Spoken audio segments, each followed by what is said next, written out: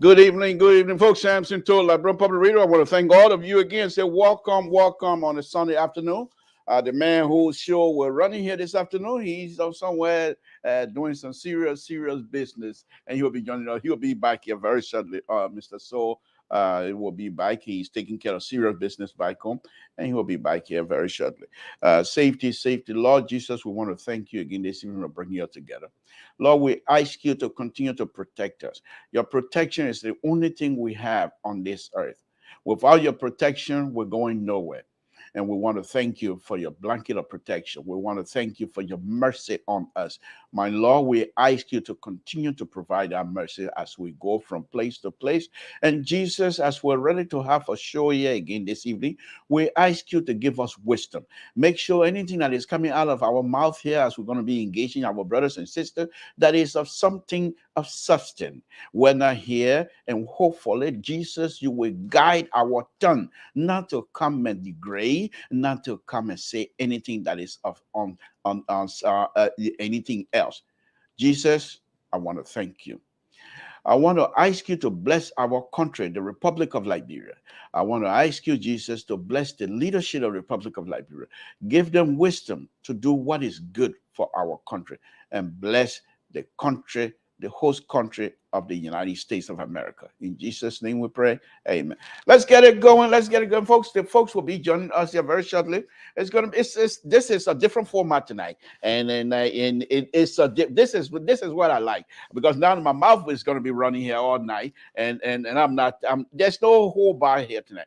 It's a serious, interesting conversation that we're going to be having here tonight with these two young people that are going to be with us. So again, Mr. So, thank you for joining. We appreciate it. We say please stay safe out there. And thank you for I want to say thank you for that, but I kind of think you right there. No, thank you, sir, for you, sir. I even see you, sir, Mr. So. I come to say praise you and say, how you doing? Good joy. Then you come in the car, right? You're gonna think on me. I even see you, sir. I see you. Okay. No, but anyway, Mr. So, thank you very much. We appreciate it, and you've been doing a wonderful job. Let's pray for one another, and we'll pray that God will guide you all the time. In Jesus' name, of course. Okay, folks, let me go on to introduce this show tonight.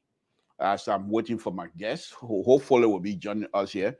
But you know me, even if they don't come in, my big mouth can handle this whole. You know me, I can carry this show. But let me just lay the groundwork here tonight. I'm going to be joining here by Dr. Fortier, who is a member of the board of CAN. That's Change Agent Network, and hopefully the executive director is going to be joining us here as well. And tonight program is a little bit different than what we had before when these two young people were with us, because then we were promoting a specific program. Tonight it's not about promotion. Tonight is about journalist behavior, asking questions, tough questions, and hopefully we will have some answer from these two smart, very highly intelligent, highly educated, and I hope they don't take me to clinic tonight. So, Mikey, please stand by, so in case these two people decide to take me to the clinic, so you can help me out here tonight.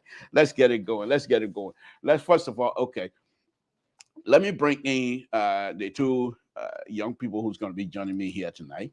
That's Dr. Fortier right there, and of course, Eric WOWOH. Good evening, folks. Can you guys hear me? Yes, that very well. Very good Thank to see you. you again, sir. Thank you. I want to welcome two of you for joining us here again tonight. Thank you very much. We're going to have it's going to be an hour and a half, maybe a little bit, maybe a little bit over. But I want to thank you guys, and as I was just saying here, the program, the format of the program tonight is going to be a little bit different. This tonight, you're going to be facing Blaku, the liberal progressive, and we're here to have conversation, and I hope you guys are willing to help me out here. Let me just start here very briefly. First of all, uh, you guys, you care to just briefly introduce yourself? You did it here before, but this most likely is a different audience here tonight. So let's start with a good doctor herself. Please, Doc, can you please introduce yourself? Yes, hello, Mr. Toe. Always a pleasure to be here. Mr. Wool, how are you? Hope all is well. To our viewers and listeners, welcome. We have a lot of information to share. My name is Dr. Stefania Forte. I am a daughter of Boston District, Grand Judah County, and I currently live in Delaware, USA, but I'm actually between the USA and Liberia because of my work with Change Agent Network as the president of the board and also international consultant for the nonprofit organization, which is the largest nonprofit organization in the country when it comes to building education infrastructures, also known as schools. But we call them education empowerment villages because they're more than just schools, but they're a conglomerate of a lot of services and resources for students and people in the community. I'm also an adjunct professor. I run a nonprofit. I before ran a nonprofit that I merged with Change Agent Network as well. I have been in the real estate field for over 15 years, along with my brother. And like I said in our during our last meeting, I'm also a global literacy advocate. And tomorrow, if people actually go on my page, and if you permit me, Mr. Toe, to share that, people can go on my page and see that. We'll have a Zoom tomorrow morning for families, especially parents who are interested in their children literacy journey. So we have discussions with experts in the field, and including myself, we will talk from the womb to the formal literacy environment of the classroom and how parents can enhance that journey for their children. So thank you again for this platform. Thank you. Hopefully we'll address that and we'll get to that. And hopefully you'll be able to provide the information for us, well, because we're interested here to get whatever information we can get from any of you. Mr. Wowoh, can you please just briefly introduce yourself? Yeah, thank you again. It's a great honor and privilege to be back with you on the air. We really enjoyed the program with you last week, and that's why we came back. It was not good. We didn't have come back, so we're back because we want to get a little bit more of you. So that's good. By way of introduction, my name is Eric WOWOH. I am originated from Feasible Town, Zaza District, Lofa County, Northern Liberia. I am the founder and executive director. I know in Lofa, most of you are aware that there are over 6 tribes from that one county. So I'm Lama by tribe specifically. Um, so I am the founder and executive director of Change Agent Network. And Change Agent Network is a nonprofit which goal is to break the cycle of poverty throughout the nation of Liberia. And we do that through education, mentorship, sustainable development, and the hope of the gospel. And our ultimate vision is to see a brand new Liberia, you know, that is free from corruption, free from mental poverty. By 2030, we do that by building schools all across the country because we believe that there's no way Liberia, number one biggest challenge, in my opinion, is education today, education tomorrow, education for the future. You cannot have foreign investors if you don't do that. I have been doing this work since 2002. So that puts me at exactly 20 years since we started. We started in the refugee camp in Nigeria, where I was as a refugee for probably 10 years prior to my coming to the United States in 2006. And then when I came to America, the vision did not die. I wanted to take it back to Liberia. I was just blown away by everything here in America that this country has to offer us. And I wanted to bring that back, give back. So I started going back. And since then, we have built over 20 schools in the country. Currently, we are managing 5 of those schools with one university of development. We're quite prepared for you, Director. We Okay. have done our own research here and has put together some nifty program here tonight. Okay. And like I said, this is not promoting process. This is informational gathering process as far as I'm concerned, hopefully for my audience as well. And in the process, we will be asking, I hope, what I would consider fair but tough question here tonight. So let me just do this here. You did this, your organization about us. Change Agent Network is an international education non-for-profit organization. CAN believes that every child should have access to quality education and in turn connect on a resource African communities with global partners to launch local sustainable schools to break the cycle of poverty in Liberia. Since its inception in 2006, as you correctly stated, Change Agent Network has broken ground on over 16 schools in Liberia, West Africa, and provides education to over 3,000 students, children. And we went on this page here that gave us your background, how you came to be, and all the kind of good stuff. They all here will do that. But what I want us to start with, Eric, and when I will start with you, if you don't mind, at the very end of this dossier, if I want to call it that, at the very end of that, man, that's like seriously, like I'm talking about CIA investigation. We are No, no, comfortable. I mean, this is not cool. Don't, Let's go progressive. First of all, Eric, let me start the process here very quickly. And I know I'm getting ready to drive away some of my audience who was hoping that the conservative side of this network will be here tonight. But I'm the liberal. The 2 conservatives are not here, so I'm in charge here tonight. The liberal view is here. But let me ask you this: you live in Texas. And we know Texas is predominantly, you know who they are. Are you one of those, or you are with me? Yeah. So if not, I can call you Texas conservative as well. I don't really. What do I say? I don't follow much of that Okay. conservative All right. liberalism. Okay. I don't follow it. Okay. We'll leave it. We'll leave it. We'll leave it at that. But the question I was going to ask you at the very end of this stuff that I have here, you guys, the association said we are a Christian center, not for profit 501c organization. Right. That, as a liberal, on a very serious note, that's a little bit. It's it's the organization, they have the right to do that. But when you say Christian center, Liberia has Muslim community. Liberia has non-Christian community, but when you say Christian center, Mhm. and this when I went into it, and all of the programs that you guys are putting up gears towards Liberians. Mhm. When it comes to the program, you are not separating, but you're still in the inside of your documents and in the mindset of those who are working with you. It seems to be that you guys have setting criteria, Christ center. Mhm. How can how can you try to disabuse the Okay. audience here this evening on that in that we have Muslim community in Liberia? How do you square that up? That is a very good question to ask. Every institution has its own identity and culture and values. And we are not saying that we are a religious organization. What we are saying over there is that we follow the Christian lifestyle model in our work. And that model is the issue of serving other people above yourself, above your own personal needs, as the Bible teaches.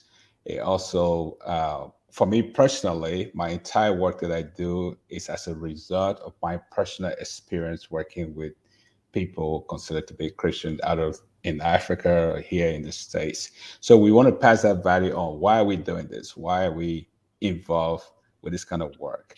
In the country. So it's not like we are in the classroom beating the children heads up with Bibles or all over the place. In our schools, as a matter of fact, we have Christians, I mean Muslims in our school right now to speak. A lot of them are in our schools. We also have traditional people, like where I come from in Lofa. It's not a Christian place. Lofa is a strong traditional area. And we don't beat them up. If you go there right now, they'll tell you people are free to believe what they believe and worship whatever they worship. But the common denominator we have here is education. And we want to keep that educated based on Christian value. Like I said, when you go to a Catholic school, they tell you this is a Catholic school. You go to Methodist, they tell you this is a Methodist school. You go to a government school, they tell you this is a government school. So in our area, we wanted to tell you what it is that we believe. It's not a church thing. We're not recruiting people, we're not evangelizing, but we tell you that we are doing this based on Christian values and principles. So you might be thinking, are they teaching voodoo in the school? No, we're not teaching voodoo. Are they teaching what are they teaching in the school, or what kind of lifestyle are they modeling their work after? So we are modeling our work after a Christian principle. That's what that means. Okay, I just thought that I put that out there because it's in there. People read it, and I thought that I myself I had it was a question. So let me Mhm. go to the good So, doctors. like for example, I'll give you an example. My dad was a traditional leader. My mom, everybody. In fact, he was a Zoe in our village, and I come from that background strongly. So when I talk to people, they're like, "Well, Eric, is this what we are doing? How do you describe it?" So, uh, but when we go to a village like the one in Nimba or Bon County, we don't base our school building projects, we don't base our running of these programs on our belief system. We do it because that is the mission we are on, regardless of what language you speak, regardless of what religion you practice, regardless of your level of education, opportunity, social status. We don't care about all this stuff. We provide the services that you need in your place. So that's just it. Thank you. Yeah. So Doc, let me turn to you, and we're gonna veer a little bit here. So quite recently in the newspaper, it said, "Can U.S. board exonerate Eric Wood of all allegation of two of its campus allegation, which have to do with sexual allegation against Mr. Wood?" And I read the article myself, and I it really did some numbers to me in that I'm one of those here being touting the horn, beating the drum for these young people to engage our people back home and help. And here you have a young man who has gone out of his way because everybody came from refugee camp and what have you, and they came here, everybody trying to do the best to better of themselves, but he didn't forget, and then he went back. And you have Liberians, from what I've been reading here, you have fellow Liberians who supposed to, my opinion, that is, supposed to embrace and work with him. but yes, yet then they're trying to degrade and tarnish his reputation. And what really got to me was the fact that, I don't see Eric behind his wall over there, $100 all over his wall. I don't see it over there. So all I can see is his character. And I believe he depends on that character to convince people to believe in what he's doing. And if that character is damaged, that it's not just the damaging program. I mean, damaging aspect of the program you guys are carrying on. But before I go into my own emotional, I think I'm getting. I don't want to get into that. But let me ask you this, Doc. You guys did the investigation. The police did their investigation. Now, according to the story, they found nothing. You and your group did your investigation, and in fact, found something more, except it was completely wrong to have something like that. First thing, why these people mentioning here that I didn't see anything there that they are no longer affiliating with this organization. So, first of all, Mr. To, I really want to commend you for going through the full fact finding mission report because I wrote the report. It's over 20 pages. I spearheaded the fact finding mission in Liberia. I was there. I worked 12-hour days. I interviewed all of the alleged victims. I was in those spaces not only alone as a professional, but I was also there with an independent attorney, a young lady who is in youth empowerment and works with young people in Liberia, and also the assistant minister of child and gender and child protection, Ms. Mamina Kargay. So we were there to listen to the alleged victims because even if we read the report from the different police departments, it was important for us to go to Liberia because we're very invested as a board in our executive director, in the people we serve, and also our mission vision. So this opportunity was very, very important and also strategic and critical because it's almost like in the organization, we were at a crossroad where we have a person who has been doing this work for 20 years, over 20 years. And then there are allegations of sexual violations and assault, right? And these are not things you take lightly as an organization. We funded, we went there, we were in person. So it's not hearsay. It's not like we're making decisions from the comforts of our seats as board members in America. No, we went in the trenches and we did the work. So by us saying that we exonerated executive directors because we were sitting there across from these young people and listening to stories and triangulating the data that we found and going through all of these things. And one thing I want to share with you as well before we really dig into this is when you write a report such as that, it's not based on your emotions and your feelings and your belief system. It's based on the data. So these interviews were recorded. We're able to find the emerging themes. We're able to find the information from those interviews. So everything that is in that report emerges from those specific interviews. I went to Liberia with the promise of finding all of this evidence from our own people. I waited for the evidence for 2 months before even going to Liberia. I got to Liberia in person. I left my child, I left my work, and I went there with the commitment of uncovering the truth. Because as a young Liberian woman in leadership, the least I can do is sit in front of these young girls and listen to their stories, independently of however it comes out. And when I got there, it's almost like, in Liberia, and say they drove me around. You go left, you go right, and I couldn't find anything tangible. So the report is accurate, is substantive, it's based on data, it's based on the interviews. We were able to also triangulate that information with text messages and emails and you mentioned this. These are people that, we're affiliated with the organization, and we still do not know the intentions behind those actions. But we know that we are the organization that does not run away. We're the organization that yearns for transparency and will give the people we serve transparency, the people we serve and our donors. So that's why you see the report is there. We were able to publish it. So anybody even has questions, they can contact the board, and we're free and willing to give them answers and just follow up discussions regarding the report. So you, as a young woman yourself and Mhm. a mother, I know having first, with this information coming to you from very far before you uh, got involved. Mhm. Uh, what was your own feeling before you set that aside to say you're going to be professional on this?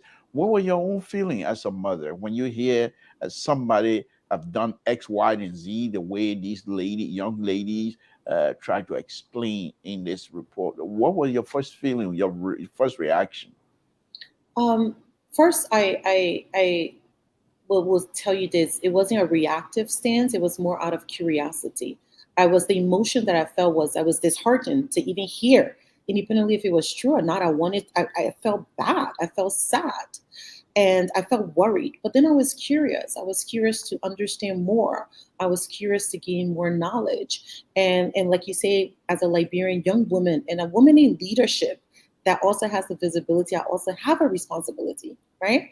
So listening to these stories, that's the emotions I felt. But then I have the fiduciary duty as a board member, but I also have the ethical responsibility as a researcher and as a person that's in charge of this investigative report. And I went there and I did my job. So I had to put aside my feelings, I had to put aside my emotions, and just really authentically gather the information and present it as such. So let's push a little bit farther than that. Liberia, Mr. Will you please just bear with us here? No, no, We'll no, be no. coming Go to you ahead. here very shortly. So Liberia, as we're all quite aware, for the cases of raping young Mhm. girls being raped, government doing this, they what all kinds of stuff you will hear. And so I was just wondering what I some so the fact that this thing will come to this young man, and I read some story a long time ago, but many people perhaps took it like, that's the way people behave in Liberia anyway. They need people, the power, these young men. Then when they're in power, they take advantage of the young girls and what have you, blah blah blah. And interestingly, in the report, they also stated that some of these girls were doing this for grades. Whereas when you go to Liberia, you will hear people will say, well, I'm Blaku, my ain't saying anybody, but they can't do nothing to me. I will say it. People will say there are some teachers that will try to have whatever young girl for grades. The doctor is not for, but I know Mr. Wu, Yeah, I'm yeah, listening. I'm listening. yeah. So okay, she's back. What I was saying that before you went off is that you will hear story when you go to Liberia that Mhm. professors will Mhm. want to give people girls grade if they do them a favor. So Mhm. it is not too fast for Liberian to just believe those kinds of stuff. Mhm. But what I still want to find out from you, what happened to these people that were actually behind the brain behind this deadly trick?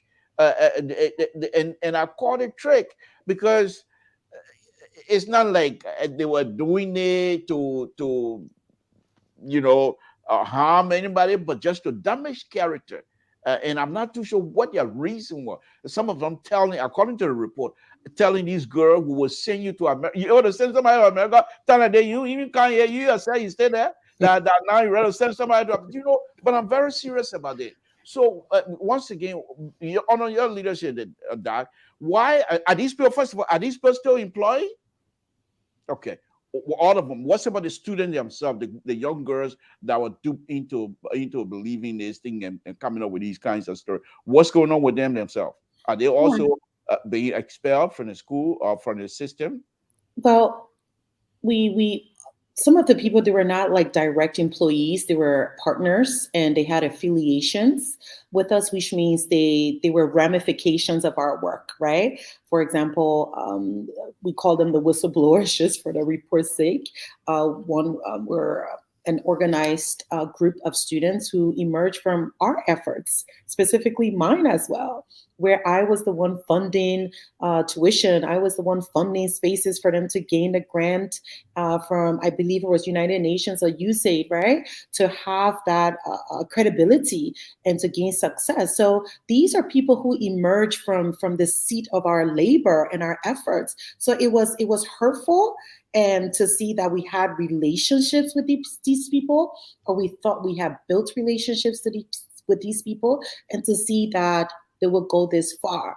And what is interesting that you talked about the young girls. You see, at Change Agent Network, we're not focusing on victim or alleged victim blaming to say that these girls specifically did something wrong. It was disappointing to see that they were influenced, right? They were influenced in some way to make certain decisions that could greatly tarnish the reputation of someone in leadership in Liberia. But when you have an environment where you have extreme poverty and deprivation, there's a specific power dynamic there where people have to do sometimes things that are Oh, difficult to Doc, access you're resources. going to the classroom. You're teaching me. Mhm. Yeah, I'm going to take a fancy line here tonight because he's a conservative.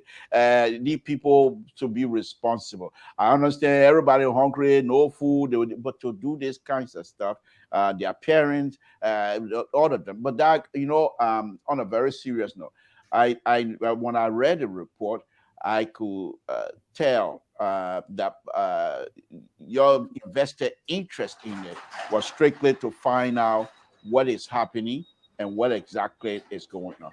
But thank you for the report. It's there. It's a record that will be there for life. The only thing I hope that you, the board, in being involved, that whenever people who perhaps Eric will go to try to solicit fund and things like that, to try to see if you can give some sort of documents or something that he can put together and present to the people who might come across this type of information. Let me go on to Eric here. Eric, let me come back to you. Okay. Now we're just discussing this, and let me just press you a little one or two things on this, then we can move on because the report is there for anybody who wants to read it. They can read it, or even if you don't want to find the report yourself, you can go on Front Page Africa or go to Daily Observer. They're all in there. It's a story in there, and then you can read it. But Eric, let me ask you this: you being a young man yourself, I know you're Christian and you have the Christian heart and everything else. God bless you. We say thank you. But what does this make you to feel? Does it make you feel to say, you know what? All I try to do is to help, and this is what I get in return? Forget it. I'm still young. I got a lot of years ahead of me. In Jesus' name, we pray. I got Amen. a lot of years ahead of me, and therefore, I will find other means to support my own family. Will you be wrong if you were to think like that and try to carry out that situation in bring it into fruition to say you get throwing your hands up, so to speak? No, actually, I'm grateful that all of these things happened because I think at the end of the day, I believe it's going to make me a better, stronger person and more determined to do the things that I put my mind to do over 20 years ago. The mission in Liberia has not been accomplished, so it doesn't matter what people say, what report comes out, what report doesn't comes out. We're going to stay focused. We are not quitters. I'm not a quitter. Okay, I never got involved with Liberia to do what I'm doing today to quit at the end of the day. I knew that when you get involved with stuff like this at the national level, at some point you're going to have some battles to fight, um, and you just got to prepare for that battles whenever time it comes around. We have a vision that have never been seen before in the history of the country. That is to eradicate poverty through education all across the country. That's something that has never been done by a Liberian citizen, never happened before. This is the first time. And I have never gotten $1 from the Liberian government since I started this work 20 years ago. I've not gotten one single dollar from the United Nations, from EU, from any big names that you may be aware of. I've never met any of the presidents of Liberia to say, hey, this is what is going on. I need your support. All I have is everyday people with a heart to change the country that we have worked on. This is much bigger than every WOWOH. It's much bigger than the boat chair. It's much bigger than you, much bigger than all of us. We're going to die one day, and this thing will remain. So Okay. I'm more determined that it makes me better because I was more vulnerable in the process of doing this. I made myself vulnerable. I made myself too accessible and available to people. I had a lot of sympathy when I go to like all the people in that report, by the way, especially the whistleblowers, the organization mentioned, and most of the students are people that live with us, that we took care of, that we invested into over the years, empowered them and connected them to our international partners. Okay. And for some reason, I believe it's as a result of envy and jealousy and sometimes hatred that brought about these things. So that you know, Mr. Toe, we have brought at least 2 or 3 persons to the United States of America as a result of this work from Liberia directly, with the intention of coming here so that they could be trained and then return home to continue a good job. Because one day I'm going to retire, one day I'm going to get old, and I have to back out. So the exit strategy was to empower the young people to take over, train them for a possible takeover of leadership when we are no longer around. So that's how most of them came about. And most of the people came here, they refused to return home. And those that remain home, most of them that remain home started to have issue with me about not getting the kind of money they think they're supposed to get, not living the kind of life, the life that I'm not living is what they think they're supposed to live. And some believe that I'm raising too much money in America, and I go to Liberia, I don't give them the money they need.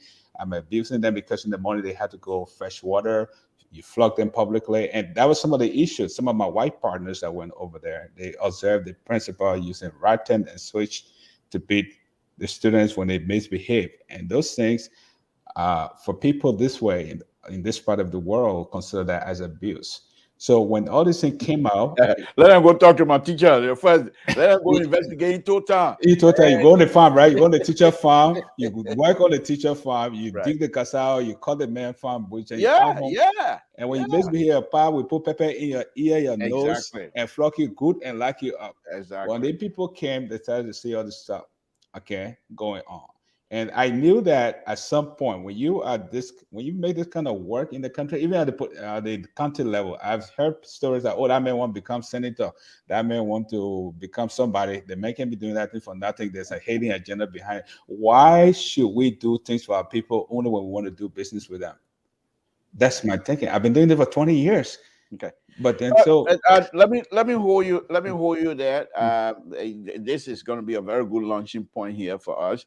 Let me just hold you right there, and let me play this. I went into you guys stuff and got a little video here. Let's put that on here. I made it mine. Yeah. I took out what I want people to see and made it mine, and that's what I'm getting ready to play here. So let's listen in, folks. Samson told Liberian Public Radio.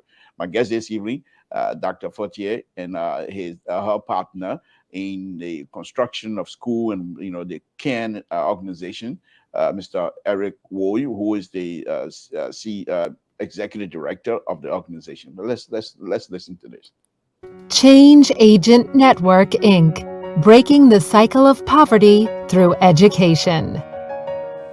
The story of our founder, Eric WOWOH. In 2002, when Eric was 23, a Nigerian friend and Christian brother gave him a computer in the Oru refugee camp in Ogun State, Nigeria. He learned how to use the computer and began training other refugees from all over the continent of Africa, eventually impacting the lives of many across the world. By the grace of God and with the help of many, he established Change Agent Network, an international nonprofit organization that is contributing to the world in big ways and transforming Liberia through education.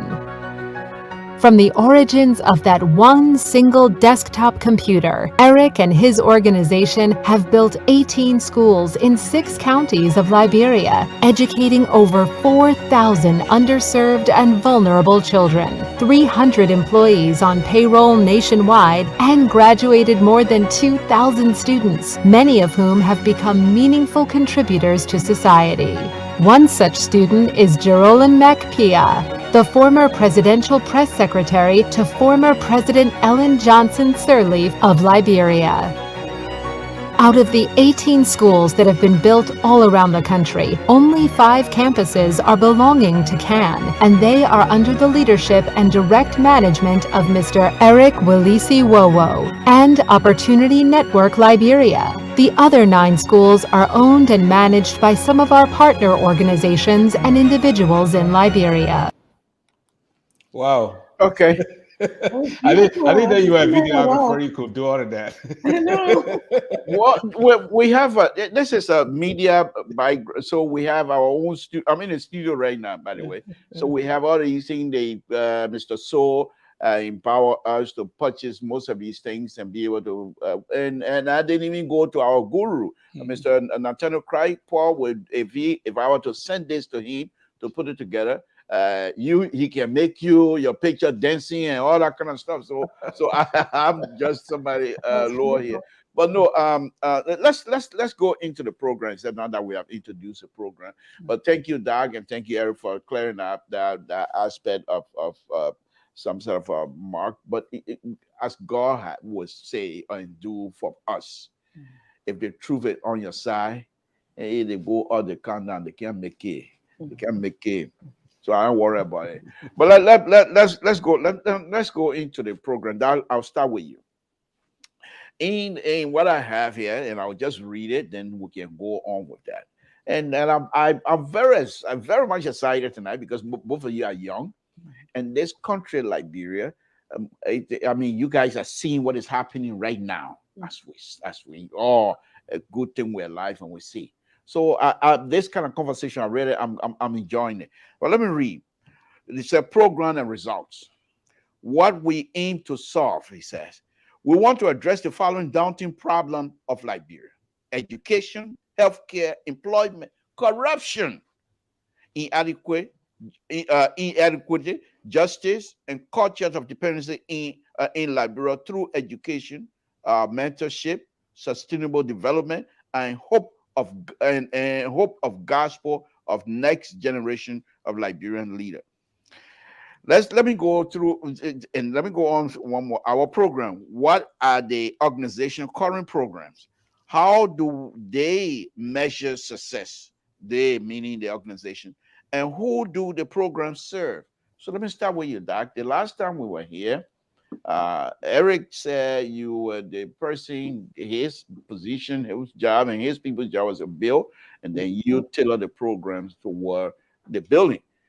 So whatever that means, I'm not going to go much into it. But let me ask you this: what are some of the programs you put together for, say, for the school, and how do you arrive at those development program? How do you arrive at those results? How do you arrive to say this is what is school gonna need? How do you come up with that? Sure. So first is a team of people. It's just not based on an individual, and everything we do is with our team in Liberia and in America.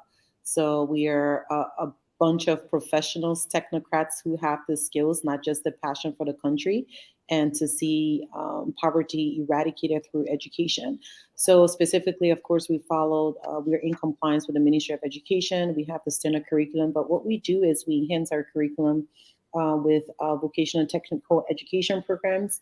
We have Safe Conversations, which is a new pilot project that we're starting in our school, is to help our students now increase relational competency that leads to peace building, and which ultimately leads to sustainable peace. So we are teaching our students now how to relate to each other through specific dialogues, through engaging and connecting with their schoolmates, with their communities and their family to enhance their relational competency. So we also have early childhood education programs, specifically with our ABC, the ABC school before you reach the first grade, where we make sure that our students have that space that they can have access to formal education, prepare them for the first grade, because a lot of students in Liberia arrive to school late. Some students arrive to school at the age of 6 or 14 or 12 or 15. They enter formal schooling. So that early childhood education component really helps to prepare students early so they can meet reading milestones in the country. So we also have different programs. We have our music program, which is the first that the country has seen through a partner organization where our students are learning classical music. They were able to play. Have a concert, right, with the violin and the cello, with an expert, a musician, and who instructed them in person via Zoom as well. And these our Liberian young children now are able to play at the, I think they play at the Ministerial Complex, they play at the SKD Stadium in front of thousands of people and had this classical music concert. So we just do not have the traditional education system, but we enhance it with extracurricular activities. We enhance it with social emotional learning, with the arts, and to make sure that we can approach the student in a holistic manner. Because, I'll end with this, in Liberia, people will say, "Oh, we're building school." That's one component of education. You have the literacy journey, then you have academics. Those are different processes. So we approach the student overall to make sure that we can intentionally and specifically and technically um, make sure that the overall well-being of the students are met. So let me ask you this: Liberia is not a banana republic; it's a constitutional republic, and the governments they duly elected, and they have their own programs in terms of education. What are some of the concerns that perhaps when you're putting your program together, that perhaps you might be overlapping? Is there something that will run through your mind so that you don't overlap some sort of in terms of functionalities with that of the Ministry of Education? We try our best to remain compliant and have solid partnerships with the Ministry of Education. Also, That that what do you say when you say we try our best? well, What's that which supposed? means our primary responsibility is to make sure that we are serving our people, but also we're under laws and constitutions. So we have to be compliant with the Ministry of Education standards, right? So we do that first, make sure we are supplying our students with what they need so that they can be competent when it comes to education, but also the Liberian law, and be prepared for examinations that are outside. I don't mean to interrupt, but let me ask you this then, Doc. And and I'll be ridiculous here. So if you come in with your program, superior program, and that is international standard program, and is superior than that of Liberia policy or their school, the administrative education program. How do you deal with that? Do you reduce your standard to fit the Ministry of Education standard because that is the law, or do you try to reconcile that by having some sort of a conversation with the ministry and those that are responsible to say your standard is lower than the international standard? How do you deal with it? Sure. We are partners. So it's not a competitive space because we're all looking at this with the collective effort to help Liberia resurface from the ashes of the war, right? So the Ministry of Education, the standards they have, they are not competitors. We're partners in this efforts to make sure we can rebuild the country through education. So whatever we can do as well as a private entity and under the nonprofit umbrella to enhance the standards and the systems of the Ministry of Education, we always provide that. But we are partners. Yeah, we're not competitors. I see. So let me come to you, Mr. Woy. This is from once again reading from the program. It says shipping containers. Yesterday treasure, tomorrow hope are things that Americans consider important and valuable yesterday, but becomes trash when something newer, better, or perhaps a different color, shape, or size comes along. In this program, we create awareness in America that the desperate plights of honored resource Liberian children, community, and family that can afford to meet even the baseline survival needs of their life. According to our founder, Eric Down, he called this program yesterday treasure, tomorrow hope. Because when he first, they say when you arrive here, you saw that people were throwing things that when I'm not going to go. People, everything that I'm reading here, you can access it, anybody. So we collect them, but okay, by donating these things to care to ship to America, have Americans have an opportunity to become better stewards of their. Okay, so the question that I'm asking Eric, that I'm going to be asking you is this: Are you not concerned that what you consider America's yesterday trash, Liberia today's hope, and you're shaping those things, environmental aspect of those things, safety aspect of those things, are they taken into consideration? And if so, what I also want to find out from you is when these things are taken to Liberia, most of these donated things, not just clothes, computer, and everything else, they come with instruction. Do you have people on ground to let these to have these kids trained to effectively utilize most of the services that you're providing, so that your time and energy don't go down the waste? But first address the environmental aspect of it first, then Yeah, we. absolutely. Like Dr. Fateh said, we are in partnership with the government. So whatever rules and regulation the government put into place, we make sure we adhere to those rules and regulations in the country. Before we ship anything to Liberia, we send them what we call the parking list, highlighting everything that is coming in the container. It goes through the LRA and the Liberian Business Bureau, and then the Ministry of Commerce, and then they tell us what is acceptable and what is not. I give you an example with the orchestra. The Liberian Youth Orchestra is the first in the history of the country teaching classical music. 3 years ago, we shipped over 75 violins and cellos that were donated to us to Liberia to start this classical music school in the country. Unfortunately, the government have never had such a shipment right in the country before. So that container stayed in the port for 8 months while we went through the vetting process. At the end of the day, it was the vice president, the current Vice President Joel Howard Taylor, that stepped in and helped us release those supplies from the port, brought it to the school, and then came and later on when even the parents in the community had problems with it because they never knew the importance of classical music. It was difficult to get their children to even go to class and learn classical music because they're like, well, we have no idea what this is about. But now that they have seen the value of it, with their children playing before the president of Liberia, playing before other head of states at the SKD Sports Complex, they love it. They come alongside. So, in other words, I'm saying is that whatever the government say is not allowed, we don't ship. And then, secondly, to answer your second question, in that process, we have a team of partners. Just like we have Dr. Forte as the educational person, we also have IT uh, uh, specialists. Okay, we have two other organizations. One of them name is Technology for Transformation.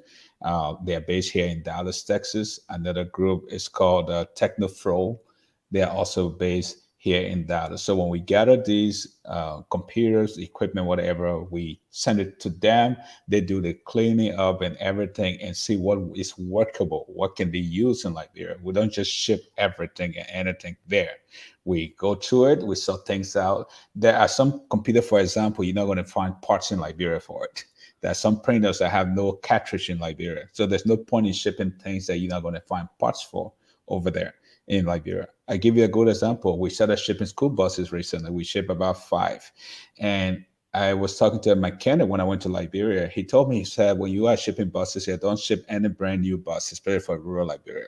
We need buses with Caterpillar engine in them. That's the bus is the one that the mechanic can work on, because most of the mechanics in Liberia learn through apprenticeship. They know nothing about computer sensors in the car. So if you go ship a brand new bus, 2020 or 2010, you will be in big trouble when that bus breaks down because there'll be no mechanic to fix it for you. So we take all of these things into consideration before shipping those items over there.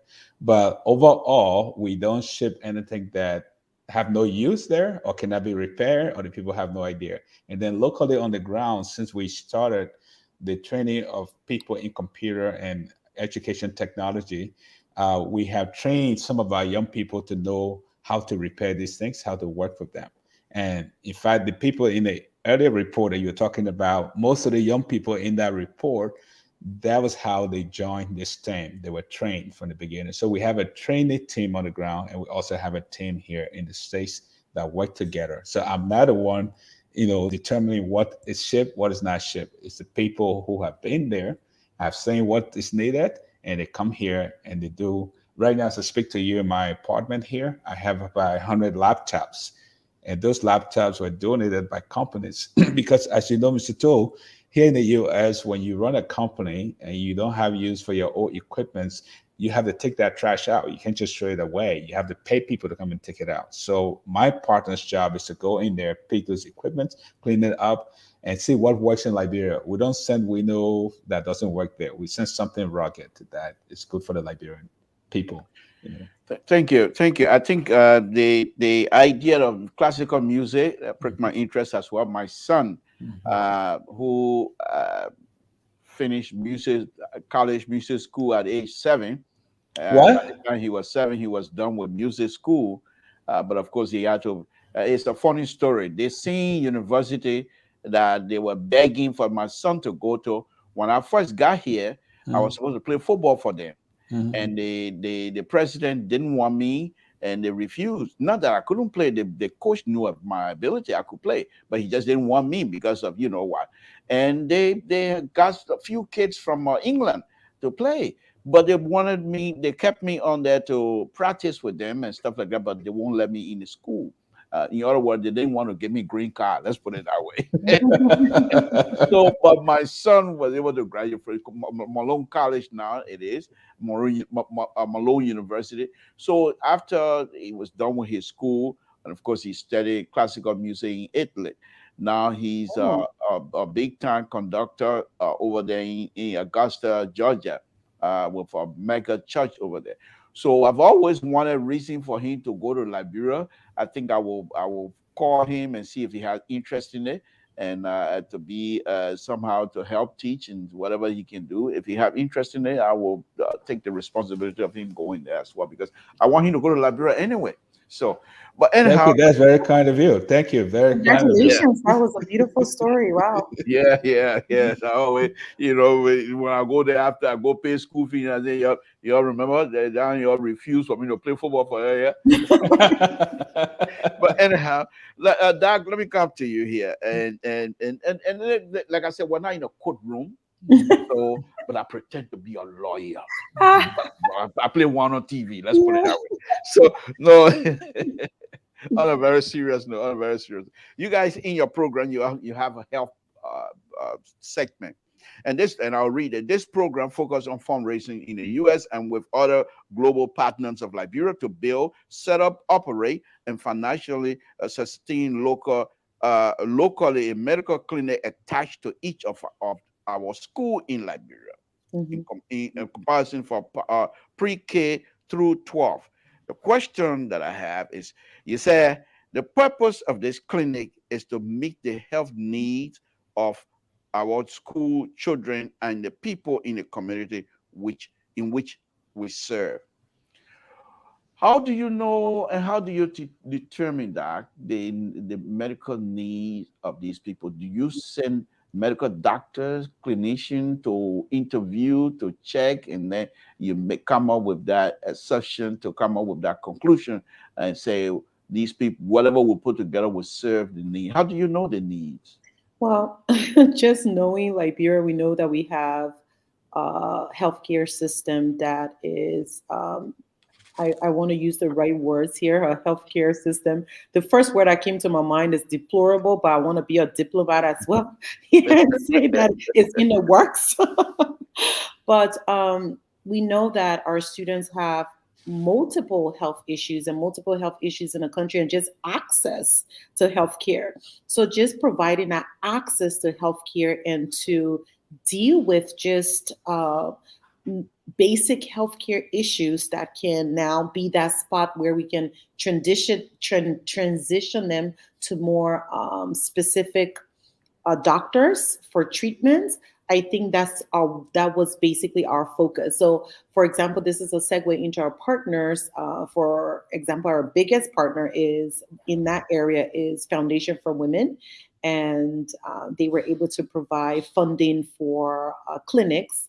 And Foundation for Women is an organization that's been in Liberia for over 15 years and has basically impacted the lives of 750,000 Liberians. They provide microfinancing in these areas of healthcare clinics, of housing for businesses. So those are one of our partners. So they come in as well, assess. We do assessment. So it's not just only us. We have a team of people that will determine what does the clinic need, based on the students, based on the capacity, and also based on the community. So once we determine that, it's just not even a place where you can get specialized treatment, but is a general healthcare clinic to just give people access. For example, Mr. To, somebody may have malaria, or one of our students feeling bad. They have different illnesses. They don't even have a way to go to a doctor or to go to a clinic because the places are so far and the access limited, and then the funding. So if we have a place right there on campus where if our students have a headache, we can detect anything faster, that is such a great need, and that is such a great resource. I see. So let's go a little bit into statistic, because in your program you also uh, give us some statistic, and You I did a just lot of homework. You did a lot of work, I love Mr. it. Toe. I love it. And Mr. Torres, we can tell you, you're the most informed person that's ever interviewed us. Like, He came ready for us to I run. mean, I'm so impressed. I'm having so much fun because we are talking about issues based on the Yeah, paper, right? yeah, On yeah. the actual information. You're not just asking random questions. They're so direct. They're so deep. So thank you. Continue. Well, the reason I did it, first of all, I'm an engineer, so Exactly. in my field, for you to start building anything, first you want to know what the proposal is about, what is the scope of work, and after that, once you determine what you want to do, was there an existing facility in that area, and if it's so, what was it? You go through what they call ASBEL, and then you find the information. And if then and while you at it, then you want to know what that information can still be utilized, or if it is so old that it's no longer needed in this process. So I am familiar with trying to organize, but especially what pricked my interest was I was just going to have a casual fly by night interview with you guys until early this morning. I mean, we have a project that I've started work this morning, say about 5:30, 5 o'clock, 5:30 or so, 5 o'clock to be specific. So anyway, when I got to work, usually when I get to work, I open Front Page Africa and stuff. When I saw this, and I'm thinking to myself, wait a minute, I know I saw something like that some time ago, but I just read it, and like I stated here, most of us, oh, well, these people when they get a certain position, this is what they do anyway. It's no big deal. So I didn't pay attention. And then when I saw this, I said, but this is the same young man that I just talked to a few days ago. What is he? Who is he? And then when I went, Google don't mean anybody with anything. When I went, I started digging deeper and deeper, and then started finding these things, this video and many other videos in there, So I just thought that we'd do this so that next time, I hope people in Liberia, brothers and sisters, will watch these kinds of stuff, so that when they come to you with their envious mind and jealous heart, they will understand that you're not just doing it in the darkness. You have faced people questioning you. You answer your question, and you're not missing your words. So people will see these kinds of stuff.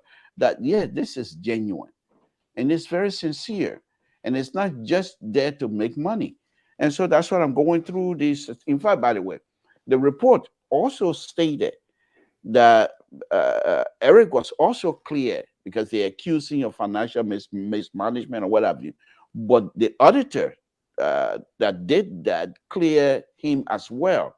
The only recommendation, according to the report that was made, is that the organization should have some sort of a clearinghouse where one, and I'm not an accounting, I just know clearinghouse.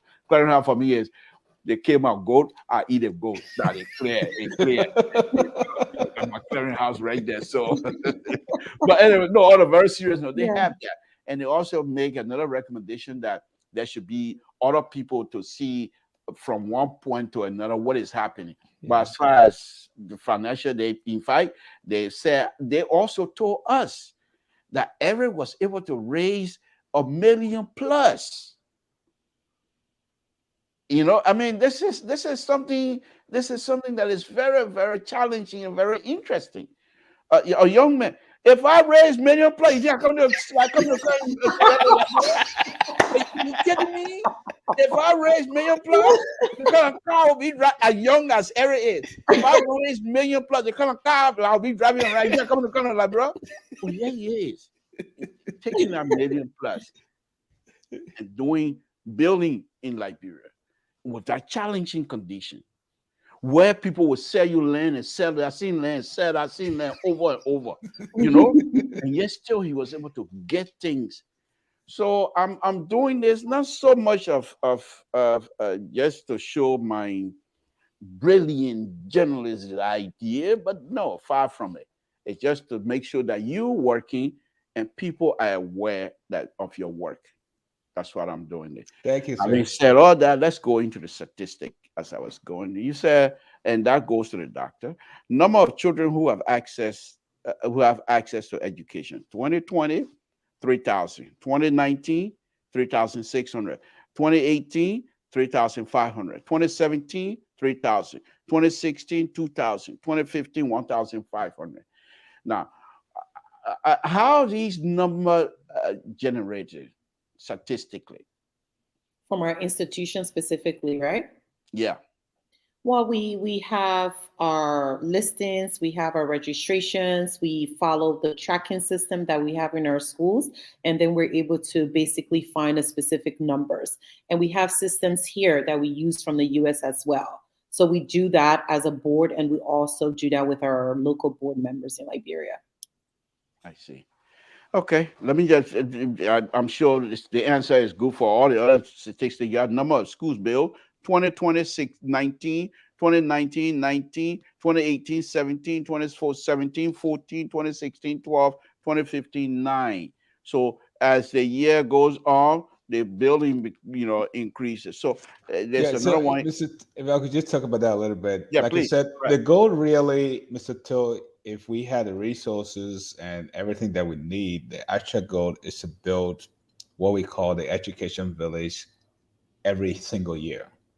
So counted by counting. So if we were to remain consistent in our mission with all the resources available, it should take us at least 15 years to finish with everything we want to do in the country because there are 15 counties. But some year comes in like this year, we never had a chance to do anything because of those allegations that came up. We've been very busy working on that for almost 9 months. So we're just getting back to work. So that's why you see the number going. But we should have been done with this a long time ago. And we had the support and the resources. Sometimes people take you to court, like you rightly say, you buy the land or you go, you get the land. Somebody else come up and said that land was given to you by the wrong person. It's a family land. We're not selling our land. Y'all got to go to court. I've been to court so many times in Liberia. You have no idea working after these things. Well, those are some of the obstacles, but that's we should have been done. I know this is doable. It's possible. It can be done. I know. I have no doubt in my mind. I see.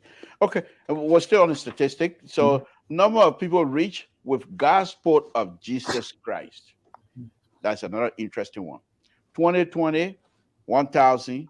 2019, 8,000. 2018, 7,000. 2018, 7,000. 2017, 5,000. 2016, 5,000. What happened from 2019 to 2020? It dropped to 1,000. Okay, let me answer that, Doc.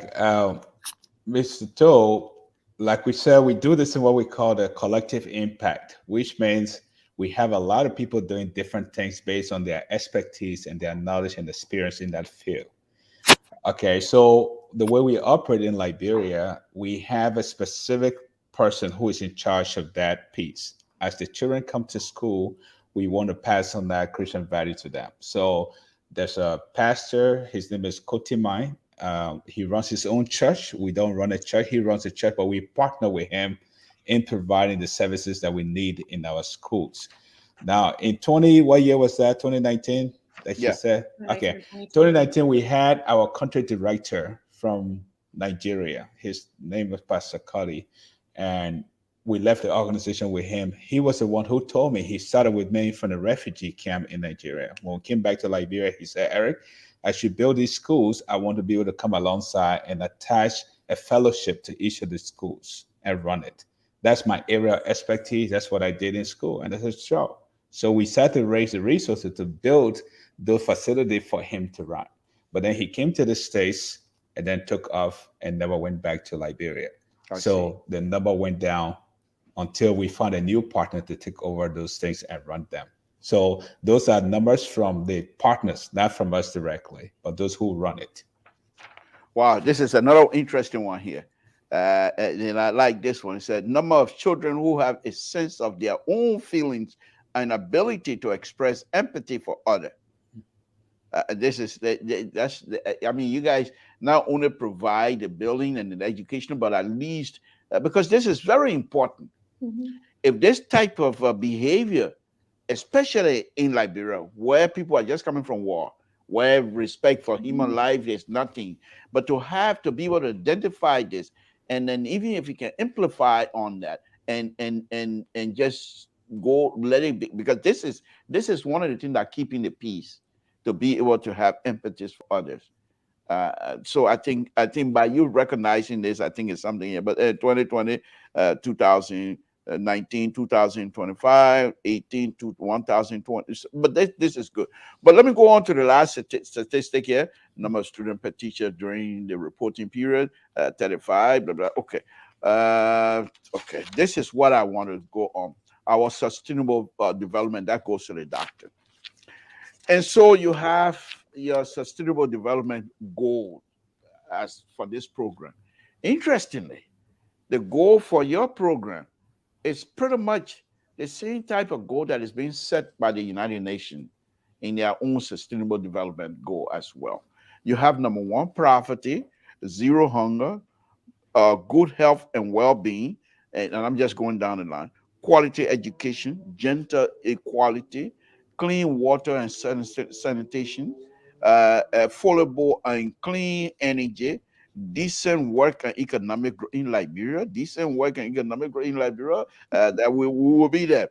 Industrial innovation and infrastructure, reduce inequality, sustainable city and community, responsible consumption and production, clean, and they just go on all the way to 17 of them. Exactly.